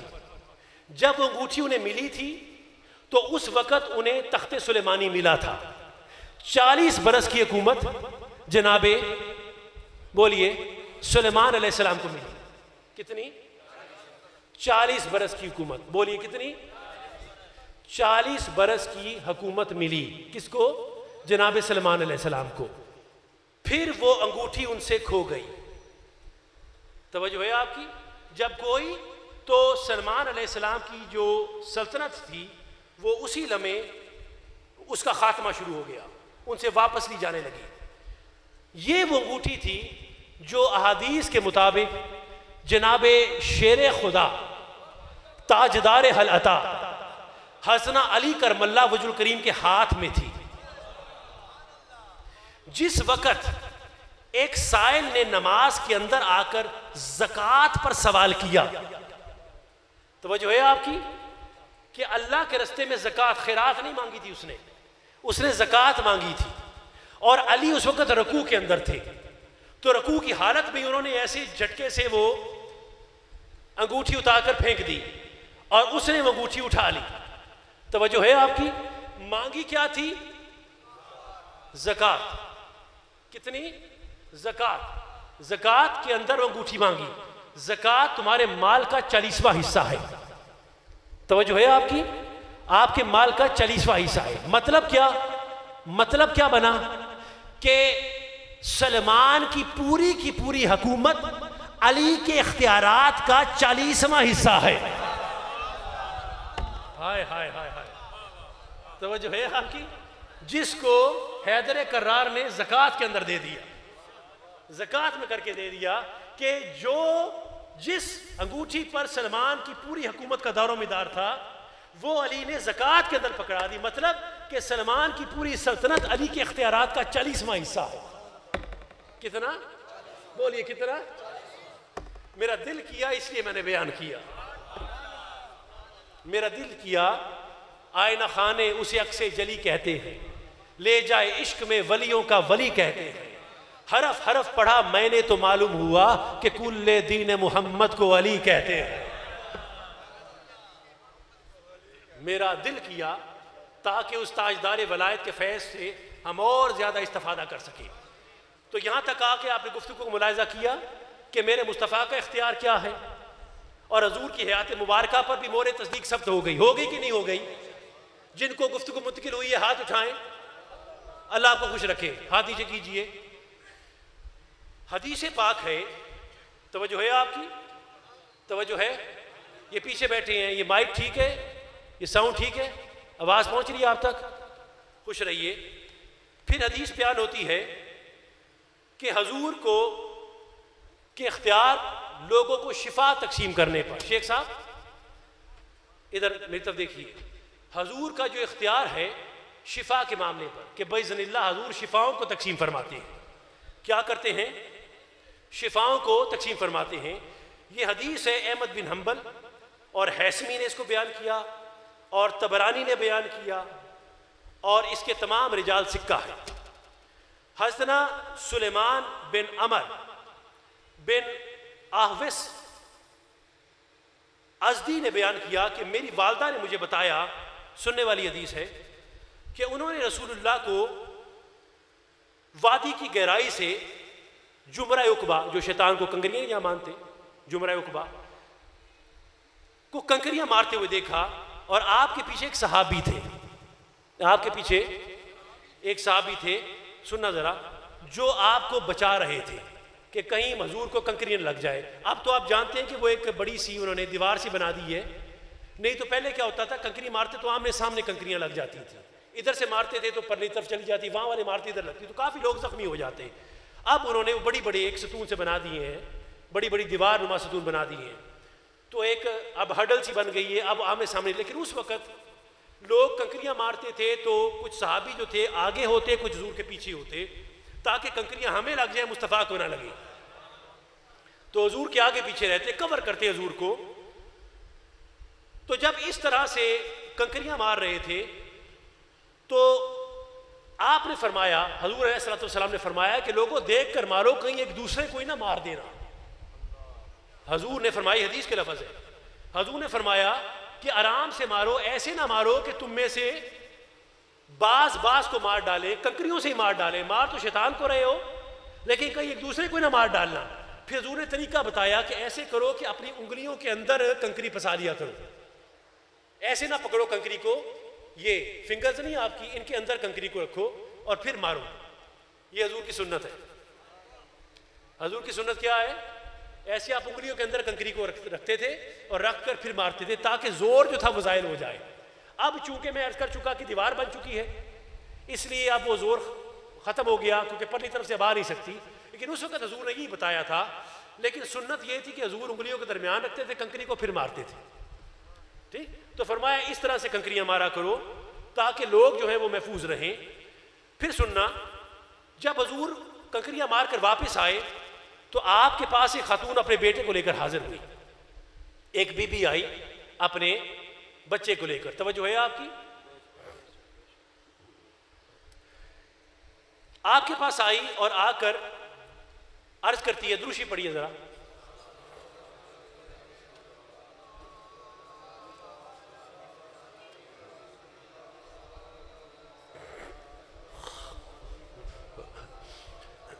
اور عرض کرتی ہے، یا رسول اللہ میرے بیٹے کی عقل زائل ہو چکی ہے، دماغ، اور ساتھ میں اس کی قوت گواہی، بولنے کی طاقت بھی نہیں تھی، وہ بول بھی نہیں سکتا تھا، زائل ہو چکی ہے. آپ اس کے لیے اللہ تعالیٰ سے دعا فرمائیں، دعا کر دیں کہ اللہ سے شفا عطا فرمائے. آپ نے اسے فرمایا کہ میرے پاس پتھر کے کٹورے میں پانی لے کر آؤ، پتھر کے کٹورے میں پانی لے کے آؤ. آپ نے اس کٹورے میں اپنا لعاب دہن ڈالا اور اس بچے کے چہرے کو دھویا. حضور نے خود دھویا اس بچے کے چہرے کو، پھر اس میں برکت کی دعا فرمائی اس پانی پر، یعنی پھونک بھی ماری، دم کیا حضور نے. پھر فرمایا چلی جاؤ اور اسے اس پانی کے ساتھ غسل دینا. میں نے چہرے پہ تو مل دیا ہے، گھر جا کر اس پانی کے ساتھ اس بچے کو غسل بھی دینا اور اس کے لیے اللہ تعالیٰ سے شفا کی دعا بھی کرتے رہنا. میں نے سب کچھ کر دیا، اب اللہ سے دعا بھی کرتے رہنا شفا یابی کی.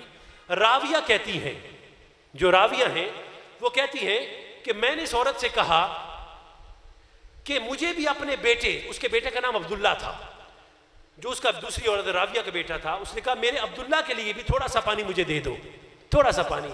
تو اس نے اتنا پانی دیا کہ جس سے صرف انگلیاں گیلی ہو سکتی ہیں.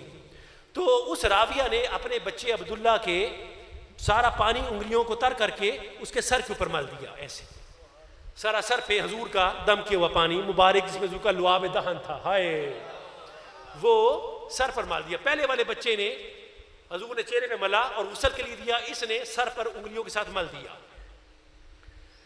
اب راویہ کہتی ہیں کہ میرا وہ بچہ اس پانی کی برکت میں تمام لوگوں سے زیادہ نیکوکار نکلا.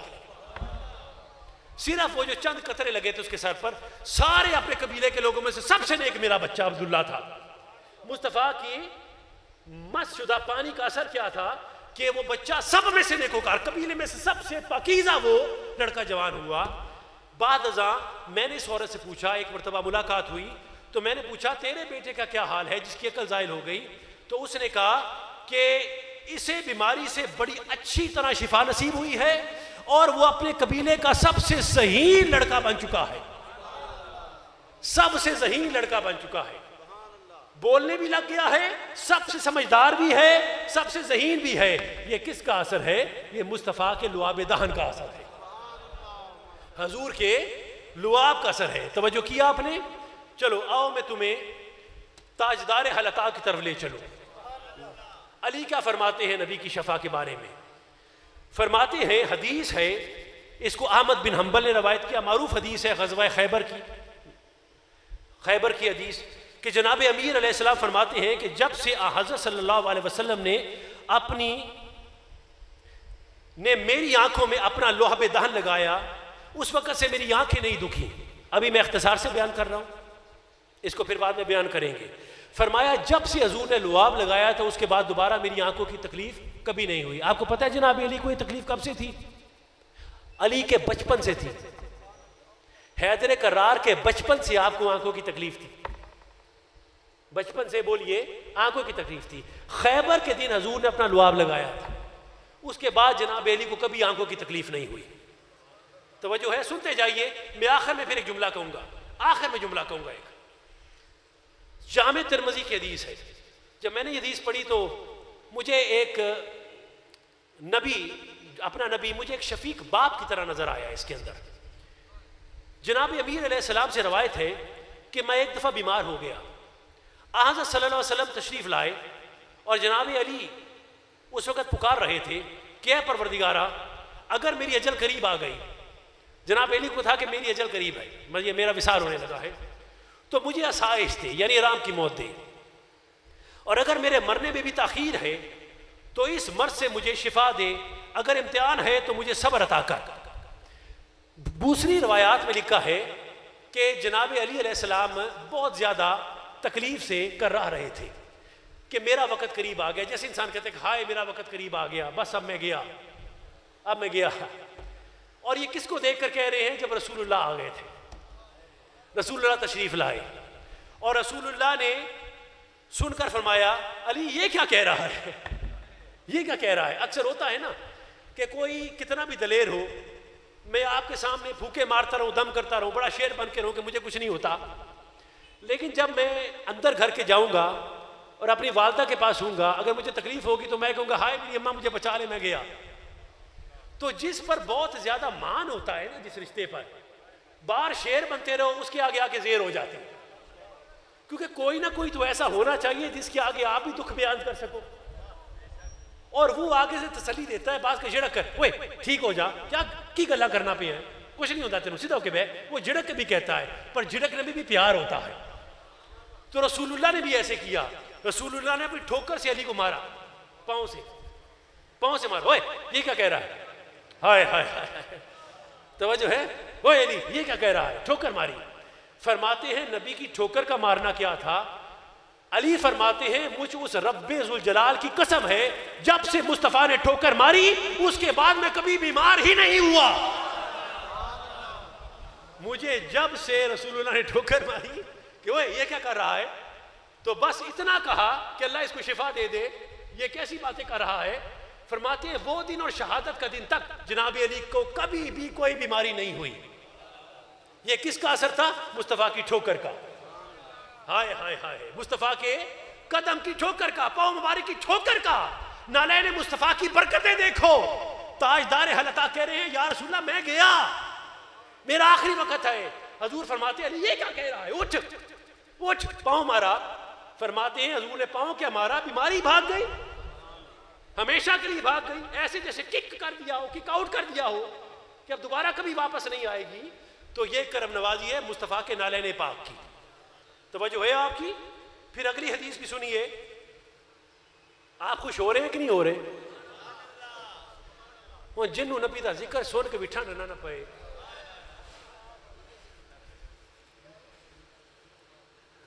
حدیث ہے, اس کو ابو رافع روایت کرتے ہیں کہ آن حضرت صلی اللہ علیہ وسلم نے ہجرت فرماتے ہوئے جناب امیر علیہ السلام کو امانات وغیرہ ادا کرنے کے لیے مکے میں اپنے پیچھے چھوڑ دیا اور ارشاد کیا کہ بعد میں ہم سے مکے میں آ ملے. جناب امیر علیہ السلام تعمیل ارشاد کر کے حضور کو ڈھونڈتے ہوئے مدینے کو چلے. رات کو چلا کرتے تھے اور دن ہوتے تو چھپ کر رہا کرتے تھے. جب مدینے میں پہنچے تو حضور نے ان کے پہنچنے کی خبر سنی, لوگوں کو حکم دیا علی کو میرے پاس بلا لاؤ. حضرت علی کے پاس تشریف لائے اور ان کے پاؤں میں ورم اور خون ٹپکتا ہوا دیکھ کر حضور نے اپنا لعاب مبارک اپنے ہاتھوں پر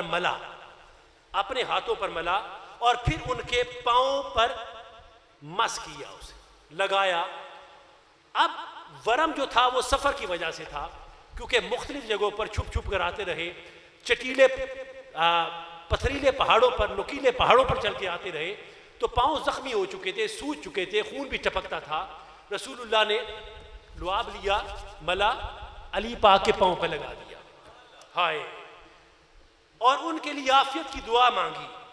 تو فرماتے ہیں کہ ان کے پاؤں بالکل ٹھیک ہو گئے، پھر ان کے شہید ہونے تک کبھی نہ خراب ہوئے، پھر کبھی جناب حیدر کرار کی شہادت تک پھر دوبارہ کبھی بھی خراب نہ ہوئے. جتنا مرضی صبر کر لیتے، پھر نہ کبھی آنکھیں خراب ہوئیں، نہ کبھی پاؤں خراب ہوئے، نہ کبھی کوئی بیماری پاس آئی. یہ کس کا اثر ہے؟ کبھی لعاب کا اثر ہے، کبھی نالین کا اثر ہے. کبھی لعاب کا اثر ہے، کبھی سر سے لے کے پاؤں تک شفا ہی شفا ہے. سر سے لے کے پاؤں تک، سر سے لے کے پاؤں تک شفا ہی شفا ہے.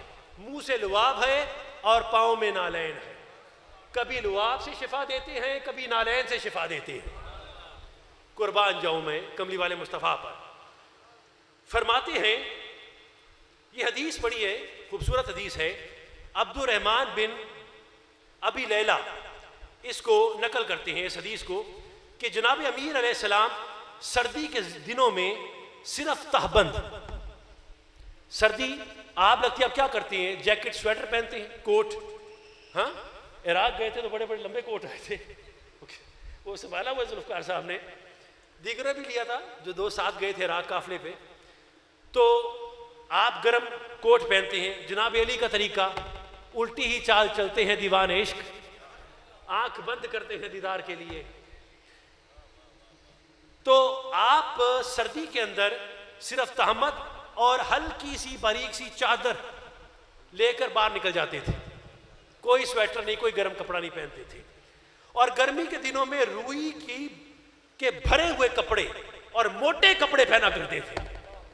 سردیوں میں باریک اور گرمیوں میں موٹے، بیٹا جی موٹے اونی کپڑے موٹے پہنتے تھے.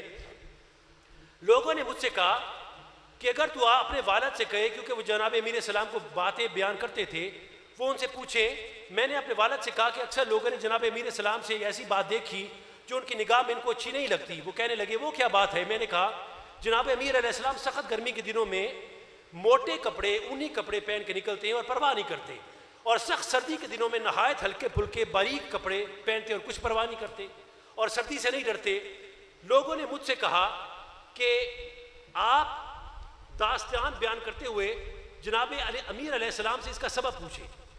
بس وہ جب جناب امیر علیہ السلام کو باتیں سنانے لگے، سننا ذرا، تو عرض کیا یا امیر المومنین، لوگ آپ کی ایک بات کی تہ کو نہیں پہنچتے. جناب امیر نے فرمایا کیا ہے؟ کہا میرے والد نے کہا کہ آپ موسم گرما میں موٹے اور بھاری کپڑے پہنتے ہیں اور سردی میں ہلکے پھلکے دو کپڑوں میں نکلتے ہیں اور سردی کی پرواہ نہیں کرتے. فرمانے لگے اے ابا لیلہ، کیا خیبر میں تو ہمارے ساتھ نہیں تھا؟ کیا خیبر میں، بولیے، تو ہمارے ساتھ نہیں تھا؟ تو میرا باپ کہنے لگا کہ آپ کے ساتھ میں موجود تھا. جناب امیر نے فرمایا کہ جب جناب رسول اللہ نے جناب باری باری سب کو بھیجا تھا علم دے کر، جو جنگ کا علم تھا سب کو بھیج کر، لیکن کسی کو فتح نہیں مل رہی تھی، تو فرماتے ہیں کہ جب جناب ابو بکر کو دے کر خیبر کے فتح کے لیے بھیجا تو کامیاب نہ ہوئے، وہ واپس آ گئے. پھر جناب عمر کو بھیجا، وہی خیبر کا علم دے کر، ان کو بھی فتح حاصل نہ ہوئی، وہ بھی واپس آ گئے.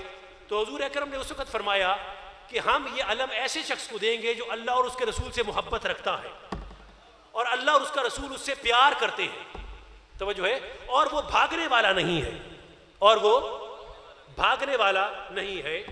پھر حضور صلی اللہ علیہ وسلم نے، یہ جیسی حدیث ہے ویسے بیان کر رہا ہوں، نے مجھے بلوایا. میں حضور کی خدمت میں ایسے حال میں پہنچا کہ میری آنکھیں دکھ رہی تھی. قریب تھا کہ حضرت صلی اللہ علیہ وآلہ وسلم نے میری آنکھوں پر اپنا لعاب دہن لگایا اور فرمایا کہ اے میرے پروردگار، اے میرے پروردگار، علی سے گرمی اور سردی کی تکلیف کو دور کر دے. علی فرماتے ہیں اس کے بعد نہ مجھے سردی لگتی ہے نہ مجھے گرمی لگتی ہے. نہ مجھے طویل حدیث تھی، نہ مجھے سردی لگتی ہے نہ مجھے گرمی لگتی ہے.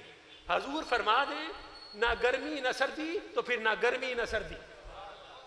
توجہ ہے آپ کی؟ تو فرمایا اس لیے مجھے نہ کبھی گرمی لگی نہ کبھی سردی لگی. توجہ ہے آپ کی؟ اچھا اب سنیے، یہ تو تھا جناب علی کا قصہ. اب سنیے حضور کے تبرکات کا.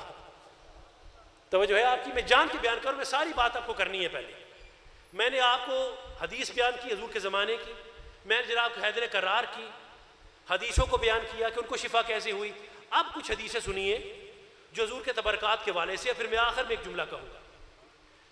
یہ حدیث پاک ہے جس کو حضرتنا اسما بیان کرتی ہیں. وہ روایت کرتی ہے جناب اسما بنت ابو بکر، فرماتی ہیں کہ انہوں نے کسروانی جبہ نکالا حضور علیہ الصلوۃ والسلام کا جبہ جو حضور پہنتے تھے، جس کے گریبان اور چاکوں پر ریشم کا کپڑا لگا ہوا تھا. کس کا؟ ریشم کا کپڑا لگا ہوا تھا. اور کہنے لگی حضرت عائشہ کے پاس تھا، جب وہ فوت ہوئی تو میں نے لے لیا. نبی اکرم اس کو پہنتے تھے.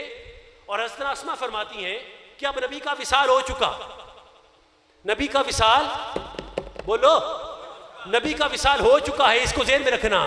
جبہ جناب اسما بنت ابی بکر کے پاس ہے، پہلے عائشہ کے پاس تھا، اب جناب اسما بنت ابی بکر رضی اللہ تعالیٰ عنہ آپ کے پاس ہے. فرماتی ہیں ہم بعد از وصال کیا کرتی تھیں؟ ہم بیماروں کے لیے اس کو دھوتے اور اس کے ساتھ بیماروں کے لیے شفا طلب کرتے تھے. وصال ہو چکا، آپ پوچھتے ہو کہ یہ سنت کہاں پر ہے؟ مجھے بتاؤ کہ اسما بنت ابی بکر اور جناب عائشہ کی سنت سے بڑھ کر سنت کیا ہوگی کہ جبے کو دھوتی، ان کے پانی سے لوگوں میں شفا تقسیم فرماتی تھی. یہ کس کی برکتیں ہیں؟ حضور کے جبہ مبارک کی. حالانکہ حضور کا وصال ہو چکا ہے پر پھر بھی برکتیں چل رہی ہیں. حضور کے تبرکات سے برکتیں چل رہی ہیں. ذہن میں رکھنا، بھول نہ جانا اسے، اس کو ذہن میں رکھنا. یہ امام نووی کی حدیث ہے اور انہوں نے اس کو بیان فرمایا. اس کے علاوہ اس کو صحیح مسلم میں بیان کیا. سنن ابی داؤد کے اندر یہ حدیث آئی، سنن ابن ماجہ کے اندر یہ حدیث آئی، صحیح ستہ کی حدیث ہے جس کو میں نے بیان کیا ہے. یہ کوئی روایت نہیں ہے، قصہ کہانی نہیں ہے بیٹا جی. یہ کوئی ہیر لیلا کا یہ کوئی قصہ نہیں ہے، یہ کوئی ہیر راجہ کا قصہ نہیں ہے، یہ کوئی داستان نہیں ہے سسی پنو کی. یہ میں نے صحیح ستہ کی حدیث پیش کی ہے کہ جبہ مصطفیٰ کو دھوتے تھے تو لوگوں میں شفا تقسیم کی جاتی تھی. یہ طریقہ تھا صحابہ کرام کا. ڈاکٹر صاحب، یہ طریقہ تھا صحابہ کرام کا. سنیے پھر حدیث پاک ہے، اس کو حضرت ابن عمر روایت کرتے ہیں اور بخاری کی حدیث بھی ہے. توجہ ہے آپ کی کہ حضرت عیسیٰ بن تہمان سے روایت ہے کہ حضرت انس نے ہمیں 2 پرانے نالین مبارک نکال کر دکھائے. کیا؟ حضور کے جوڑے مبارک جو پاؤں میں پہنتے تھے، نالین مبارک نکال کر دکھائے کہ حضرت انس نے ہمیں وہ 2 پرانے نالین مبارک نکال کر دکھائے. ان میں سے ایک کے 2 تسمے تھے. پھر ثابت بنائی نے اس کے بعد حضرت انس سے روایت کرتے ہوئے مجھے بتایا کہ یہ دونوں حضور کے نالین مبارک تھے. اور پھر بتاتی ہیں ان نالین مبارک کے بارے میں حضرت عبداللہ بن عمر کہ میں نے آپ کو بالوں سے صاف کی ہوئی کھال کی جوتی پہنے ہوئے دیکھا. یعنی ایسی بھی حضور کی جوتی تھی اور ایسی جوتیاں پہنے ہوئے دیکھا جس میں بال نہیں بھی ہوتے تھے. ایسی بھی حضور کی نالین تھی. کچھ بالوں والی جوتیاں ہوتی تھی اور کچھ بالوں کے بغیر بھی ہوتی تھی. جو بالوں کے بغیر ہوتی تھی اس کے ساتھ حضور وضو فرمایا کرتے تھے. حضور جو وضو فرماتے تھے تو وہ بالوں کے بغیر والی جو نالین ہے اس کو پہن کر فرماتے تھے. پھر حضرت امام قسطلانی جو ہیں وہ اپنی کتاب محب الدنیا کے اندر اس حدیث کو پیش کرتے ہیں حضرت عبداللہ بن مسعود کے حوالے سے. انہی نالین پاک کے حوالے سے فرماتے ہیں کہ حضور اکرم صلی اللہ علیہ وسلم کے خادمین میں سے تھے حضرت عبداللہ بن مسعود، اور آپ کی خدمت اقدس میں تکیہ، مسواک، نالین اور وضو کے لیے پانی لے کر حاضر رہتے. جب آپ قیام فرماتے تو وہ آپ کو نالین مبارک پہنا دیتے تھے. یعنی جب کھڑے ہوتے تھے تو نالین مبارک پہنا دیتے تھے. اور جب آپ تشریف رکھتے تو عبداللہ ابن مسعود جو تھے آپ کے نالے پین اٹھا کر اپنی بغل میں دبا لیتے. حتیٰ کہ نماز کے اندر بھی بغل میں رکھتے تھے. جب نماز پڑھتے تھے عبداللہ ابن مسعود تو تب بھی ان کی نالان پاک حضور کی اپنی بغل میں دبائی ہوتی تھی. آپ کہتے ہو کہ حضور کا خیال آ جائے نماز میں تو نماز باطل ہو جاتی ہے. عاشق تو ان کے نالین بھی سینوں کے ساتھ لگا کے رکھتے تھے. شوق تیرا اگر نہ ہو میری نماز کا امام، میرا قیام بھی حجاب، میرا سجود بھی حجاب. اب سنیے امام قسطلانی مزید لکھتے ہیں نالین پاک کی فضیلت اور برکت جو بیان کی گئی اس میں ایک یہ ہے کہ ایک وہ ہے جو سال ایک شیخ گزرا ابو جعفر بن عبد المجید بیان کرتے ہیں، مواہب الدنیا کی حدیث ہے. وہ کہتے ہیں کہ میں نے نالین پاک کا نمونہ اپنے ایک طالب علم کو دیا. ایک دن وہ میرے پاس آ کر کہنے لگا کل میں نے نالین پاک کی عجیب برکت دیکھی. میری بیوی شدید درد کی وجہ سے قریب المرگ تھی، مرنے کے پاس تھی. میں نے نالین پاک کو درد کی جگہ پر رکھا اور کہا اے اللہ مجھے اس نالین کے مالک کی کرامت دکھا، مجھے اس نالین کے مالک کی کرامت دکھا. اللہ تعالیٰ نے کرم فرمایا اور میری بیوی فوراً صحتیاب ہو گئی. صرف نالین رکھا تھا اور کہا کہ مولا اس نالین کے مالک کی کرامت دکھا. وہ جو قبر انور میں لیٹا ہوا ہے اس کی کرامت دکھا. جیسے ہی رکھا تو فرمایا کہ وہ جو قریب البرق تھی وہ بالکل صحتیاب ہو گئی، وہ شفا یاب ہو گئی. توجہ ہے آپ کی. تو صاحبان ذی وقار کہنے کا مقصد یہ ہے کہ پہلے آپ کو بیان کیا کہ اس عورت نے اپنے بچے کو وہ پانی دیا جس میں حضور کا لعاب تھا، اسے شفا ہو گئی. جناب حیدر کرار کو ٹھوکر ماری، توجہ ہے آپ کی، تو ان کو شفا مل گئی. حضور کی نالین پاک سے شفا مل گئی، کبھی حضور کے لعاب سے شفا مل گئی. تو اب سوال یہ کرنا ہے ان لوگوں پر کہ جو بدعت و شرک کے فتوے لگاتے ہیں، کہنا یہ ہے کہ اب اگر تم نے تلاش کرنا ہے کہ مصطفیٰ کی ٹھوکریں کہاں پر ہیں، کیونکہ جہاں پر ٹھوکریں ہوں گی وہیں پر شفا ہوگی. تو اگر ٹھوکروں کو تلاش کرنا ہے تو وہاں پر تلاش کرو کہ جہاں پر نبی کے قدم پڑتے ہیں. تو جہاں پر نبی کے قدم موجود ہوں گے وہیں پر شفائیں بھی بستی ہوں گی.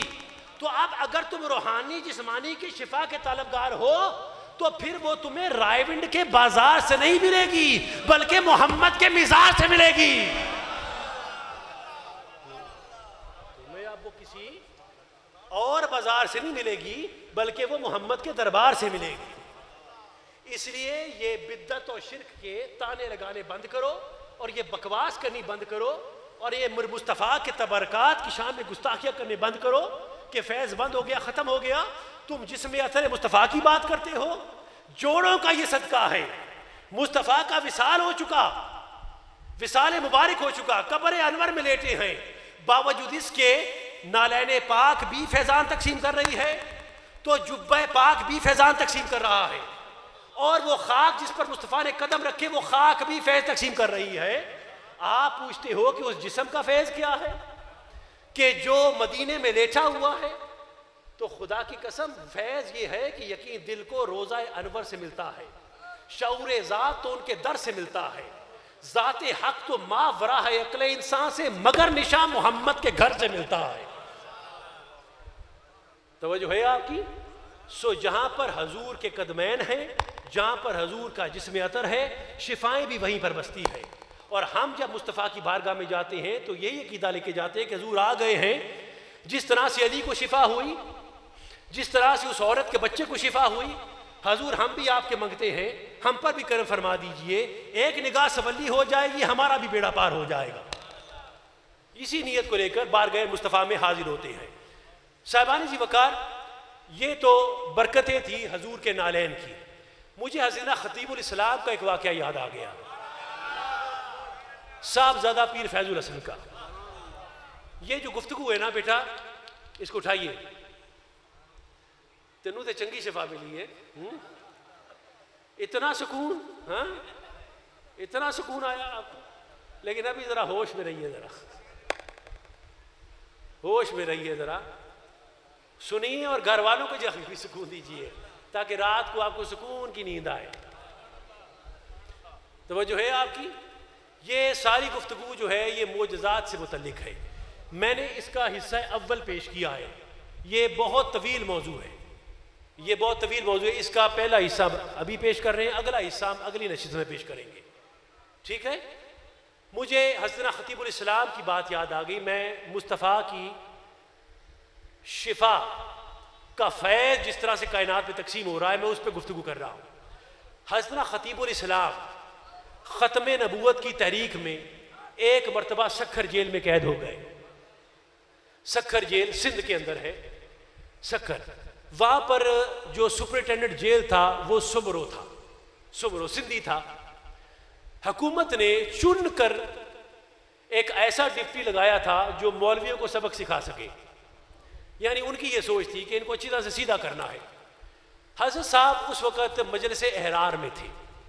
مجلس احرار جو تھی وہ دیوبندیوں کی، اہل حدیث کی اور دیگر، جس میں مظفر علی شمسی اہل تشیع میں سے، فقہ جعفری میں سے وہ بھی شامل تھا. تو یہ تمام مسلک کے افراد پر مشتمل ایک جماعت تھی. اہل سنت کا باقاعدہ اس وقت کوئی پلیٹ فارم نہیں تھا. یہ بہت پرانی بات میں کر رہا ہوں، بہت قدیمی بات کر رہا ہوں، 1950 کے زمانے کی بات کر رہا ہوں. تو باقاعدہ کوئی پلیٹ فارم نہیں تھا. مجلس احرار تھا جس کی سرپرستی عطا اللہ شاہ بخاری کیا کرتے تھے. تو فرماتے ہیں کہ ہم قید ہو گئے. آپ نے بہت لمبی جیل کاٹی ہوئی ہے. فرمایا ہمیں برف کے بلاکوں پہ لٹایا جاتا. فرماتے ہیں کہ اور بھی علماء دیوبند احراری علماء ہمارے ساتھ تھے. مظفر علی شمسی جو شیعوں کا لیڈر تھا وہ بھی ہمارے ساتھ تھا، وہ بھی قید تھا. فرماتے تھے کہ جیل کے اندر روٹی، اب دال روٹی آتی ہے، اللہ آپ کو جیل نہ دکھائے، لیکن اگر کسی نے دیکھی ہے تو وہ جانتا ہے کہ جیل کی دال اور روٹی کا کیا مزہ ہے. تو وہ کہتے ہیں کہ پانی سے بھی پتلی دال ہوتی تھی اور روٹی بھی اکڑی ہوئی. اور وہ جیلر اتنا سخت تھا کہ ایسے آتا تھا جیسے ایک کسائی بکرے کی طرف آتا ہے. اس طرح سے وہ ایسے اکڑ کے آتا تھا، روپ جما کے آتا تھا اور ہم سب ہمیں خوف زدہ کرنے کی کوشش کرتا تھا. تو فرماتے ہیں کہ جب دال ہمارے سامنے آئی پہلے دن تو میں نے کہا کہ میں تو یہ دال نہیں کھاؤں گا، میں پیروں کا بیٹا ہوں، میں نے تو دال نہیں کھانی ہے. گھر والوں کی بات نا گھر والے ہی بہتر بیان کر سکتے ہیں. میں آپ کو وہ بات بیان کر رہا ہوں جو صاحبزادہ صاحب نے ہمیں سنائی ہے، ہمارے باپ کو سنائی اور ہمیں سنائی. تقریروں میں ان کا اپنا لب و لہجہ ہوگا، لیکن جو ہم نے بات ہمیں سنائی کہ ویسے بیان کر رہے ہیں. صاحبزادہ صاحب فرماتے ہیں کہ میں پیروں کا بیٹا ہوں، صاحبزادہ ہوں، میں تو دال نہیں کھاؤں گا. تو باقی غیر مکلف تھے سارے. کہا میں اکیلا ہی نبی کا ماننے والا تھا، نبی کے یاروں کا ماننے والا تھا، نبی کی ازواج کا ماننے والا تھا، نبی کی آل کا ماننے والا تھا. باقی سب کے متفرق عقیدے تھے. فرمایا کہ میں نے تو یہ نہیں کھانی. انہوں نے مجھے تانا دیا کہ صاحبزادہ صاحب یہ آپ کے مریدوں کا گھر نہیں ہے کہ جہاں پر آپ کو حلوے آئیں. توجہ ہے آپ کی؟ یہ آپ کے مریدوں کا گھر نہیں ہے جہاں پر آپ کو بولیے حلوے آئیں. تو صاحبزادہ صاحب فرماتے ہیں کہ میں نے انہیں کہا کہ جن کے نام پر میں یہاں پر آیا ہوں نا وہ جیل کی دیواریں پھاڑ کر بھی مجھے حلوہ کھلانے پر قادر ہے.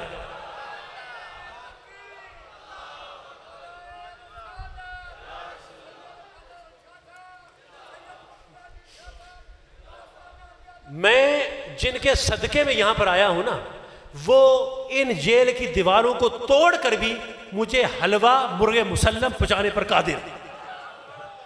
صاحبزادہ صاحب فرماتے ہیں میں نے دعویٰ تو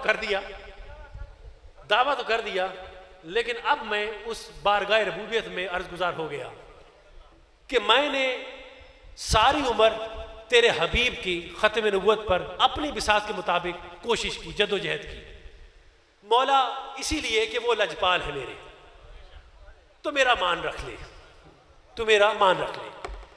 پہلا دن فاقے سے گزرا، آپ نے کوئی کھانا نہ کھایا. دوسرا دن پھر آپ نے فاقے سے گزارا، کوئی کھانا نہ کھایا. حسینی خون تھا نا.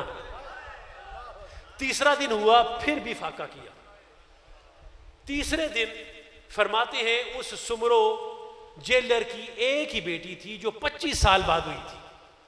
25 سال بعد اللہ نے اسے ایک اکلوتی اولاد بیٹی کی صورت میں دی تھی. چھوٹی سی بیٹی تھی.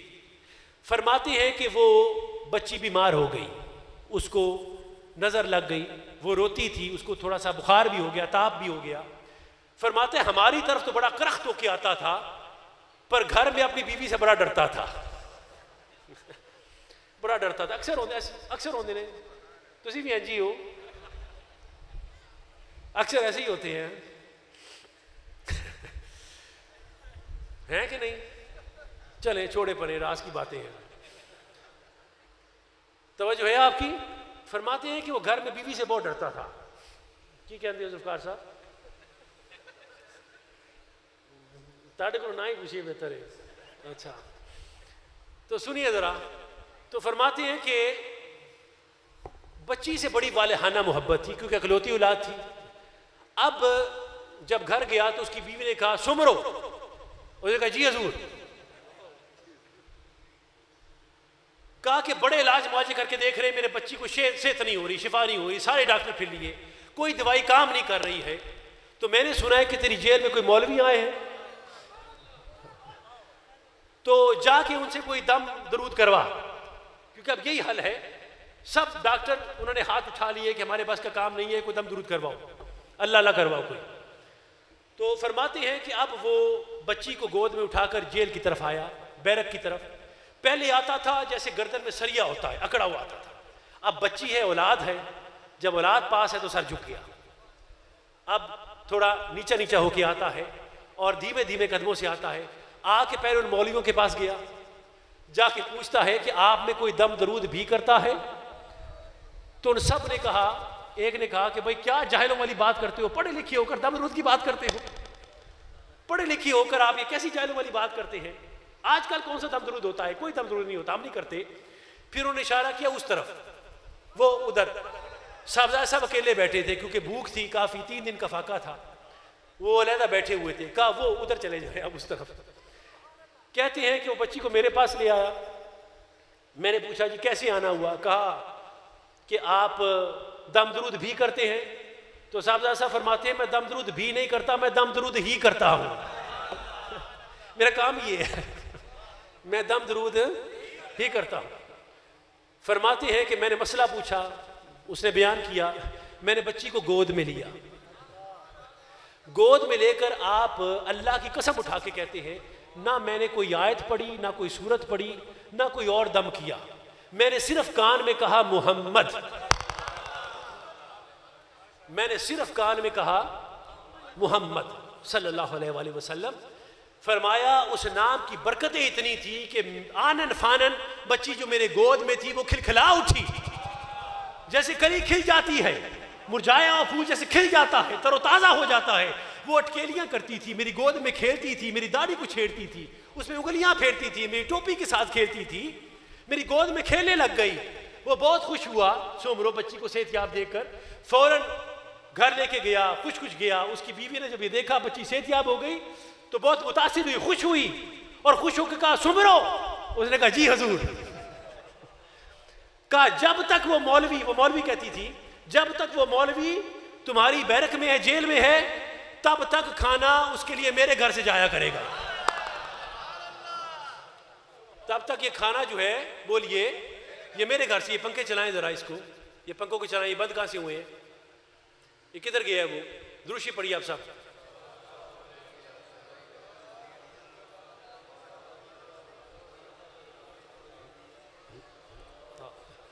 اس کے لیے کھانا جو ہے وہ بولیے میرے گھر سے جایا کرے گا.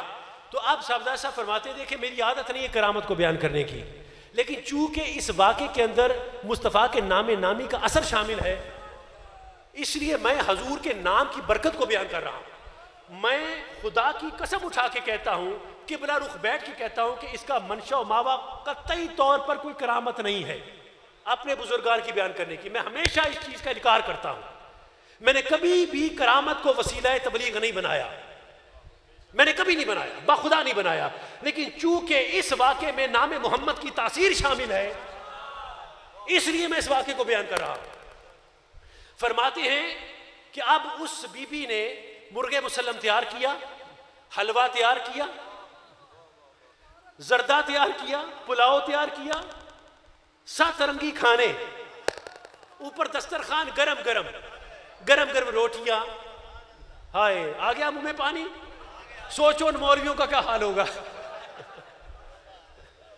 فرماتے ہیں کہ وہ دسترخوان لے کر جب جیل کے آیا تو مولوی پریشان کہ سورج مغرب سے نکل آئے مان سکتے ہیں, سنڈا چویا جائے مان سکتے ہیں, پتھر نو جونک لگ جائے مان سکتے ہیں, پر جیل کے اندر مرغ مسلم حلوہ آ جائے یہ کیسے مانے, یہ کیسے مانے. فرماتے ہیں وہ دسترخوان اس کی بھینی بھینی خوشبو اٹھتی تھی, وہ میرے لیے تھا, اس لیے سب سے نظریں بچاتا وہ میرے سامنے آ گیا. اس نے میرے سامنے وہ رکھا, حلوہ رکھا, دسترخوان وہ ٹرے جو تھا میرے آگے رکھ دیا. اب فرماتے ہیں کہ وہ چہمگوئیاں ہونے لگ گئی دوسری طرف. وہ آئے میرے پاس پوچھتے ہیں صاحب یہ کیا ہے. میں نے کہا حلوہ نما چیز محسوس ہوتی ہے. نہیں نہیں نہیں اس کی وجہ کیا ہے, کہا میرے لیے آیا ہے. نہیں نہیں نہیں نہیں اس کا وجہ نزول کیا ہے. تو صاحبزادہ سے فرماتے ہیں کہ میں ان کی نیت کو سمجھ چکا تھا, اس لیے میں نے جانا کہ میں پہلے اپنے حلوے کو محفوظ کر لوں, تو میں نے اس پر 11ویں کا ختم پڑھ لیا. میں نے غوث پاک کا ختمہ اس کے اوپر پڑھ دیا کہ میرا حلوہ محفوظ ہو جائے. جب انہوں نے پوچھا کہ اس کا شان نزول کیا ہے تو میں نے کہا دائیں بائیں مت پوچھو, سیدھی طرح بتاؤں تو غوث پاک کا لنگر ہے, کھانا ہے تو کھا لو. وہ واپس چلے گئے, پھر چہمگوئیاں ہوئیں, کسر ہوئی, پھر واپس آئے مل کر. ہم نے ایک مسئلہ طے کیا ہے. صاحب جی فرمائیے کیا مسئلہ. کہ اگر حالات آسان ہوں تو یہ کھانا جائز نہیں ہے, اگر سخت ہو تو کھایا جا سکتا ہے. اگر سخت حالات ہو تو کھایا جا سکتا ہے. صاحب فرماتے ہیں پھر میں نے انہیں غوث پاک کا لنگر کھلایا. پھر فرماتے ہیں اب میرے نبی پر کبھی بحث نہ کرنا ورنہ تمہارے جیل کے راز کھول دوں گا. تو کہنے کا مقصد یہ ہے کہ جس نام پر بھروسہ کر کے, جس نام محمد پر بھروسہ کر کے, جس کی عزت و حرمت پر بھروسہ کر کر خطیب الاسلام نے یہ دعویٰ کیا کہ میں کھانا نہیں کھاؤں گا, 3 دن تک فاقہ برداشت کیا اور فقط نام محمد لیا, تو حلوہ جیل کی دیواریں توڑ کر میرے حضرت کے سامنے آ گیا. اور میرے حضرت زبان حال سے یہ پکار رہے تھے کہ نہیں غافل, محمد کی یاد سے کوئی غلام ان کا, ارے ہم تو وہ دیوانے ہیں کہ ہر سانس میں لیتے ہیں نام ان کا.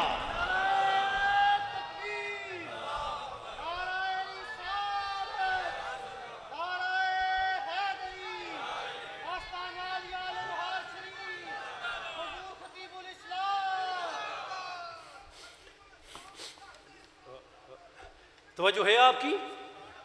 گفتگو اپنے اختتامی مراحل میں داخل ہو چکی. اب مجھے زیادہ دیر آپ کی سماعتوں پر بوجھ نہیں بننا. میں جانتا ہوں گرمی کے اس موسم میں آپ کا بیٹھنا یہ بھی کسی کرامت سے کم نہیں ہے, لیکن آپ کا جو پسینے کا ایک ایک قطرہ گر رہا ہے, خدا کی قسم یقین مانیے آپ تو ذکر مصطفیٰ سن رہے ہیں, وہ بھی ذکر مصطفیٰ کرتا ہوا ہی گر رہا ہے. وہ بھی نازاں ہیں کہ وہ اس ایسی محفل میں ٹپک رہا ہے جس محفل میں مصطفیٰ کا ذکر ہو رہا ہے. اس کو اس انداز سے دیکھیے, زاویات ہوتے ہیں بیٹا جی, میرے بھائیوں زاویات ہوتے ہیں.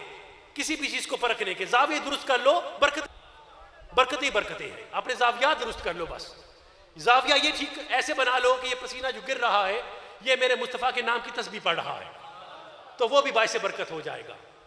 توجہ ہے آپ کی. ورنہ ویسے تو گرنا ہے, وہ تو زائل ہونا ہی ہے. یہ نیت رکھو گے تو برکتیں اور ہوں گی. زاویات ٹھیک ہو جائیں نا تو ہر چیز باعث برکت ہو جاتی ہے, ہر چیز میں رحمت آ جاتی ہے, مزہ آ جاتا ہے, لطف آ جاتا ہے. حدیث پاک ہے, اس کو امام حاکم نے, بہقی نے بیان کیا, ابن سعد نے, امام ابن عبد البر نے اس کو بیان کیا, بہقی نے بیان کیا. محمد بن عمر سے روایت ہے کہ آپ نے فرمایا حدثنا قتادہ بن نعمان, توجہ ہے, بیعت عقبہ کے وقت 70 انصار کے ہمراہ حاضر ہوئے. آپ رسول اللہ کے ماہر تیر اندازوں میں سے تھے. کس کی بات کر رہا ہوں میں؟ حضرت قتادہ کی. آپ بدر اور احد میں حاضر ہوئے. اب یہ ایک ابہام ہے مختلف حدیثوں میں کہ غالباً بدر کا موقع تھا یا خندق کا موقع تھا یا احد کا موقع تھا, لیکن کسی ایک غزوے کا یہ واقعہ ہے. فرمایا کہ آپ کی آنکھ کسی غزوے میں تیر کا نشانہ بن گئی. میں عرض کر چکا یا بدر تھا یا احد تھا یا خندق تھا. تو آپ کے رخسار پر ڈھلک گئی. یہ صحاح ستہ کی حدیث ہے, اکثر نے بیان کیا ہے, تواتر کے ساتھ یہ حدیث آئی ہے. ڈھلک گئی. کچھ نے کہا کہ نہ ڈھلکی بھی نہیں تھی بلکہ اتر گئی تھی, کٹ کے ہاتھ میں آ چکی تھی, آنکھ جو تھی آنکھ میں ہاتھ میں تھی. اور اکثر نے کہا کہ نہیں ابھی اتری نہیں تھی لیکن وہ باہر نکل کر بالکل مردہ ہو چکی تھی, بینائی ختم ہو چکی ہے. کئیوں نے کہا کہ کاٹ دیا جائے, آنکھ کو کاٹ کے علیحدہ کر دی. کئیوں نے کہا کہ پہلی کٹ چکی تھی. تو آپ رسول اللہ کی بارگاہ میں حاضر ہوئے, عرض کیا یا رسول اللہ میری ایک بیوی ہے. اچھا, رسول اللہ نے کہا کہ تو صبر کر. دوسری حدیث میں ہے کہ حضور نے فرمایا صبر کر اللہ تجھے جنت عطا فرمائے, صبر کر. پر جب انہوں نے یہ بات کی رسول اللہ نے کہ صبر کر, تو انہوں نے آگے سے یہ کہا کہ حضور میں اپنی بیوی کی محبت میں گرفتار رہنے والا شخص ہوں. یہ حدیث کے لفظ ہے, خدا کی قسم حدیث کے لفظ ہے. میں کہا تواتر کے ساتھ حدیث آئی ہے, مختلف الفاظ کے اتار چڑھاؤ کے ساتھ. تو لب لباب یہ تھا کہ انہوں نے کہا کہ میں اپنی بیوی کی محبت میں گرفتار رہنے والا شخص ہوں, میں اپنی بیوی سے بہت محبت کرتا ہوں. تو اگر میری بیوی نے میری آنکھ کا یہ حالت دیکھ لی تو مجھے ڈر ہے کہ اسے میں بدصورت بدنما محسوس نہ ہوں, اور مجھے خدشہ ہے کہ میں اسے برا لگوں گا اور وہ مجھ سے دور رہے گی اور ممکن ہے کہ مجھے چھوڑ کے نہ چلی جائے. تو میں اس لیے حضور چاہتا ہوں کہ میری آنکھ کا حسن جو ہے وہ ٹھیک ہو جائے اور میری آنکھ کو شفا ہو جائے. تو اگر وہ ٹھیک ہو جائے گی تو شاید میری بیوی کو پھر برا نہ لگے گا. تو اس لیے حضور آپ دعا فرما دیجیے اور ساتھ میرے لیے جنت کی بھی دعا فرمائیں, اسے ٹھیک بھی کریں, ساتھ جنت کی دعا بھی فرمائیں. تو حضور اکرم صلی اللہ علیہ وسلم نے باہر نکلی ہوئی ایک آنکھ کو اس کی جگہ پر رکھا اور حضور نے ہتھیلی کے ساتھ دبا دیا. جب دبایا تو وہ اپنی آنکھ جو تھی ان کی وہ اپنی جگہ پر بالکل صحیح طریقے سے بیٹھ گئی. رکھ دیا, وہ آنکھ اپنی جگہ پر پیوست ہو گئی. اور جب آپ بوڑھے ہوئے تو ایک آنکھ دونوں آنکھوں میں سے زیادہ قوت والی اور زیادہ خوبصورت تھی. آخری وقت تک تمام اعضاء جو تھے ان کے وہ ضعیف ہو چکے تھے سوائے اس آنکھ کے کہ جو کٹ کر ہتھیلی پہ آ چکی تھی یا لٹک چکی, مردہ.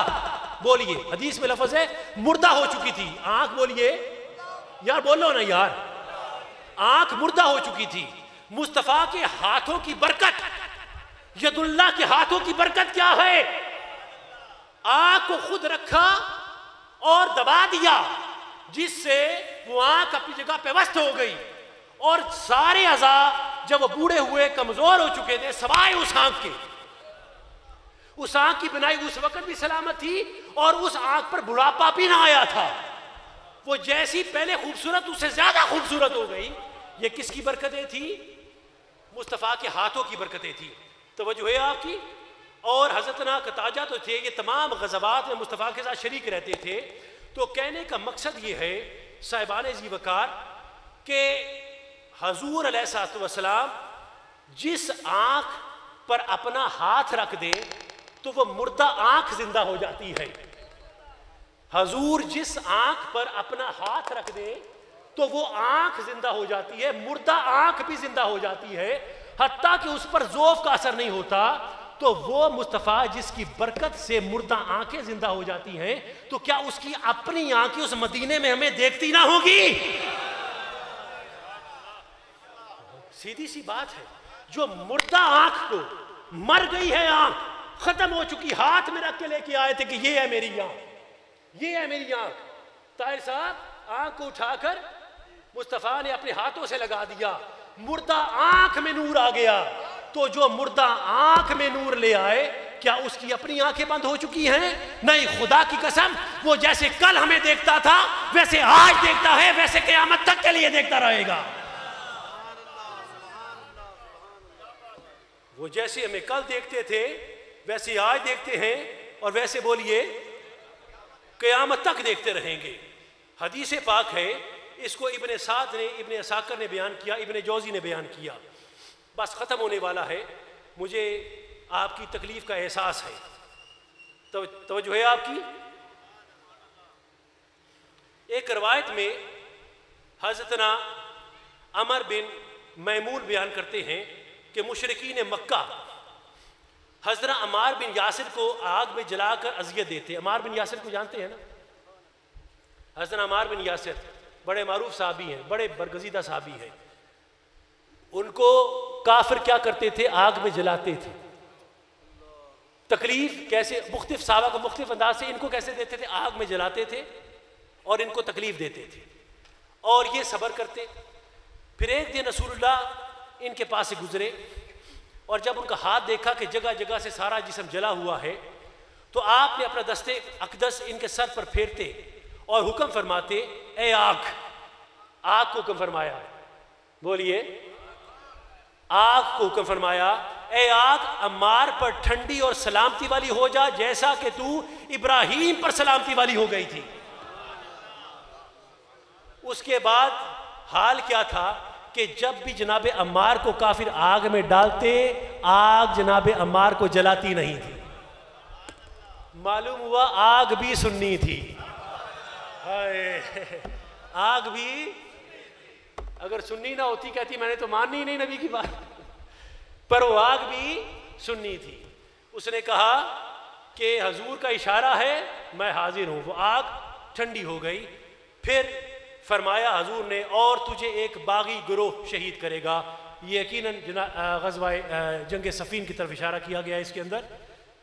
یہاں پر حضور علیہ الصلوۃ والسلام نے آگ کو حکم کیا کہ آگ تو ٹھنڈی ہو جا، اور آگ بولیے ہو گئی کہ نہیں ہوئی؟ ہو گئی کہ نہیں ہوئی؟ ٹھنڈی ہو گئی۔ یہ تو عاشق رسول کی بات تھی۔ عاشق کو چھوڑو، ہم آپ کو ایک کافر کی بات سناتے ہیں۔ وہ کافر جس پر قرآن مجید میں لعنت کی گئی، تبت یدا ابی لہب وتب۔ توجہ ہے آپ کی؟ آپ کی توجہ ہے؟ درود پاک پڑھیے۔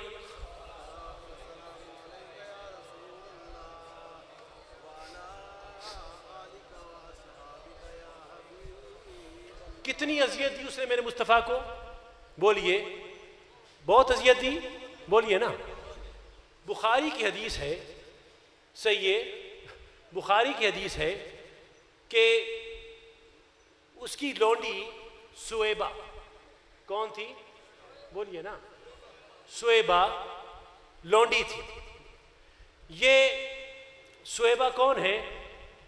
جنہوں نے مصطفیٰ کو سب سے پہلے دودھ پلایا، سب سے پہلے دودھ پلایا۔ شاہ عبد الحق محدث دہلوی کے مطابق سویبہ نے مومنہ ہو کر دودھ پلایا۔ اللہ تبارک و تعالیٰ نے پہلے سویبہ کے اندر ایمان کو داخل کیا، کیونکہ موسیٰ بھی مشرکہ عورتوں کا دودھ نہیں پیتے تھے، تو جو موسیٰ کا بھی سردار ہے وہ کسی مشرک کا دودھ کیسے پی سکتا ہے؟ اس لیے سویبہ بھی اور حلیمہ سعدیہ بھی، حلیمہ سعدیہ عیسائی تھی، تب تک اسلام کی ابھی بعثت کا اعلان نہ ہوا تھا، اس لیے جو عیسائی مذہب پر تھے وہی مومنین تھے۔ قرآن میں بھی اس کا ذکر آیا ہے۔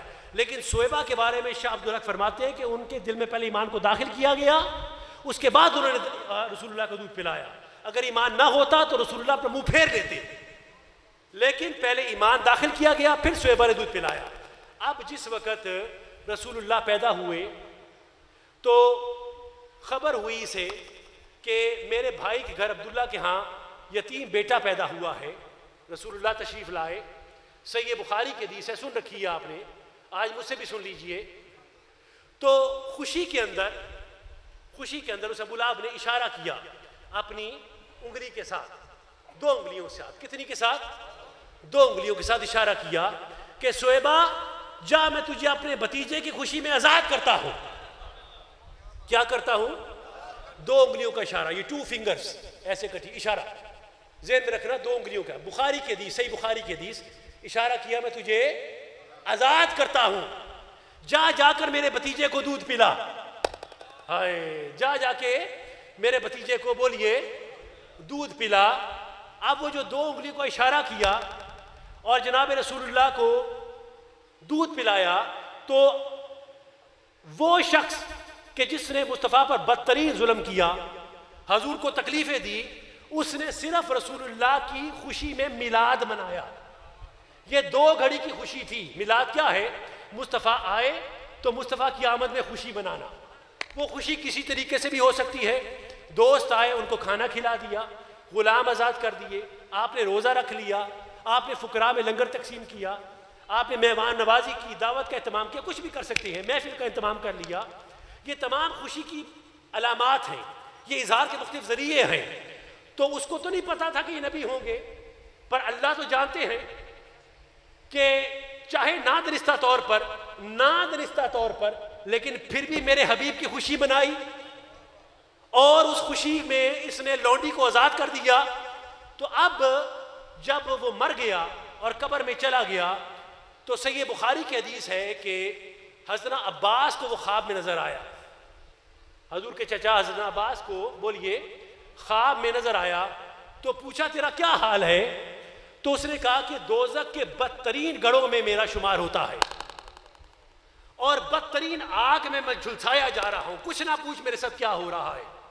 یہ صحابی رسول حضور کے چچا جان کو یہ خواب آئی کہ میں بدترین درجے میں ہوں دوزخ کے، لیکن ہاں جس روز پیر کا دن ہوتا ہے، سوار کا دن ہوتا ہے، تو اللہ پاک میری ان 2 انگلیوں پر سے عذاب اٹھا لیتا ہے جن انگلیوں کے ساتھ میں نے مصطفیٰ کی خوشی میں سویبہ کو آزاد کر دیا تھا۔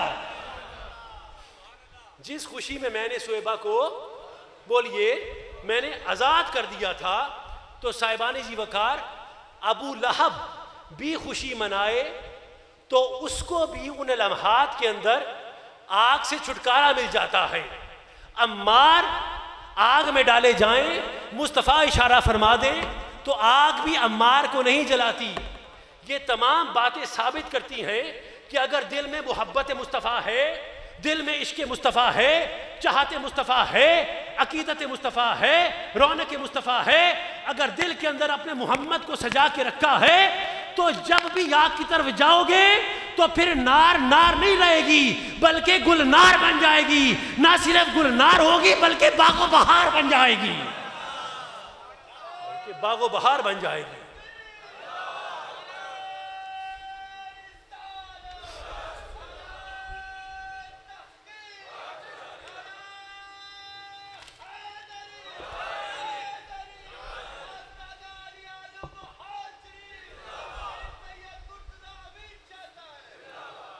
تو وہ آگ صرف نار نہیں رہے گی بلکہ وہ گلنار بن جائے گی، صرف گلنار نہیں بنے گی بلکہ نار میں بہار آ جائے گی اور وہ باغ و بہار ہو جائے گی۔ کوئی مثل نہ ٹولندی، چپ کر مہر علی اتجا نہیں بولندی، یعنی ہم کس کی صدا کا ذکر کریں، مصطفیٰ کے کس کس رنگ روپ کا ذکر کریں، جس صدا کو بھی اٹھا کے دیکھیں گے خدا کی قسم وہ کائنات میں ذو فشانی کرتی ہوئی، فیض کو تقسیم کرتی ہوئی نظر آئے گی۔ سو دعا ہے کہ خدائے پروردگار ہمیں حضور کی محبت عطا فرمائے، اور جس طرح سے ان تمام اصحاب پر، اصفیاء پر کرم نوازیاں ہوتی رہیں، برکتیں ٹھہرتی رہیں، تو آج ہم 1400 سال بعد یا رسول اللہ بیٹھے ہیں، ہم بھی اس تمنا میں ہیں۔ ہم نے زیارت نہیں کی آپ کی، آپ کو دیکھا نہیں ہے، لیکن ہمارے سینے کو چیر کے دیکھیں، ہمارے دامن بے شک داغدار ہوں گے، اعمال ہمارے پاس زیادہ نہیں ہوں گے حضور، لیکن ہم آپ سے محبت کرتے ہیں، ہمارے دلوں میں محبت ہے۔ آج بھی آپ کا نام آئے تو ہم جان لینے پر تیار ہو جاتے ہیں، جان دینے پہ بھی تیار ہو جاتے ہیں۔ توجہ ہے آپ کی؟ نماز اچھا، روزہ اچھا، حج اچھا، زکوٰۃ اچھی، باوجود اس کے میں مسلمان ہو نہیں سکتا، نہ جب تک کٹ مروں میں خواجہ بطحا کی چوکٹ پر خدا شاہد کامل ماں ہو نہیں سکتا۔ حضور ہم نکمے نکھٹو ہیں، پر ہم نے سنا ہے کہ جب ایک شخص نے کہا تھا کہ یا رسول اللہ میرے پاس زیادہ نمازیں نہیں ہیں، حضور میرے پاس زیادہ روزے نہیں ہیں، حضور میرے پاس زیادہ صدقات نہیں ہیں، اعمال نہیں ہیں، تو حضور نے فرمایا اور کیا ہے تیرے پاس؟ تو اس نے کہا یا رسول اللہ میں آپ سے بہت محبت کرتا ہوں، میں آپ کے رب سے بہت محبت کرتا ہوں۔ تو حضور نے کیسی لجپالی فرمائی اور ہمیں کیسی مبارکباد ہمارے لیے ارسال فرما دی کہ میرے صحابی پریشان مت ہو، اعمال کا میں کوئی بات نہیں، میں اللہ کا نبی، آمنہ کا لال، عبداللہ کا یتیم، ختم نبوت کا تاج پہننے والا اس بات کی گواہی دیتا ہوں، وعدہ کرتا ہوں کہ تو دنیا میں جس کے ساتھ محبت رکھتا ہے قیامت میں تو اس کے ساتھ کھڑا ہوگا۔ تو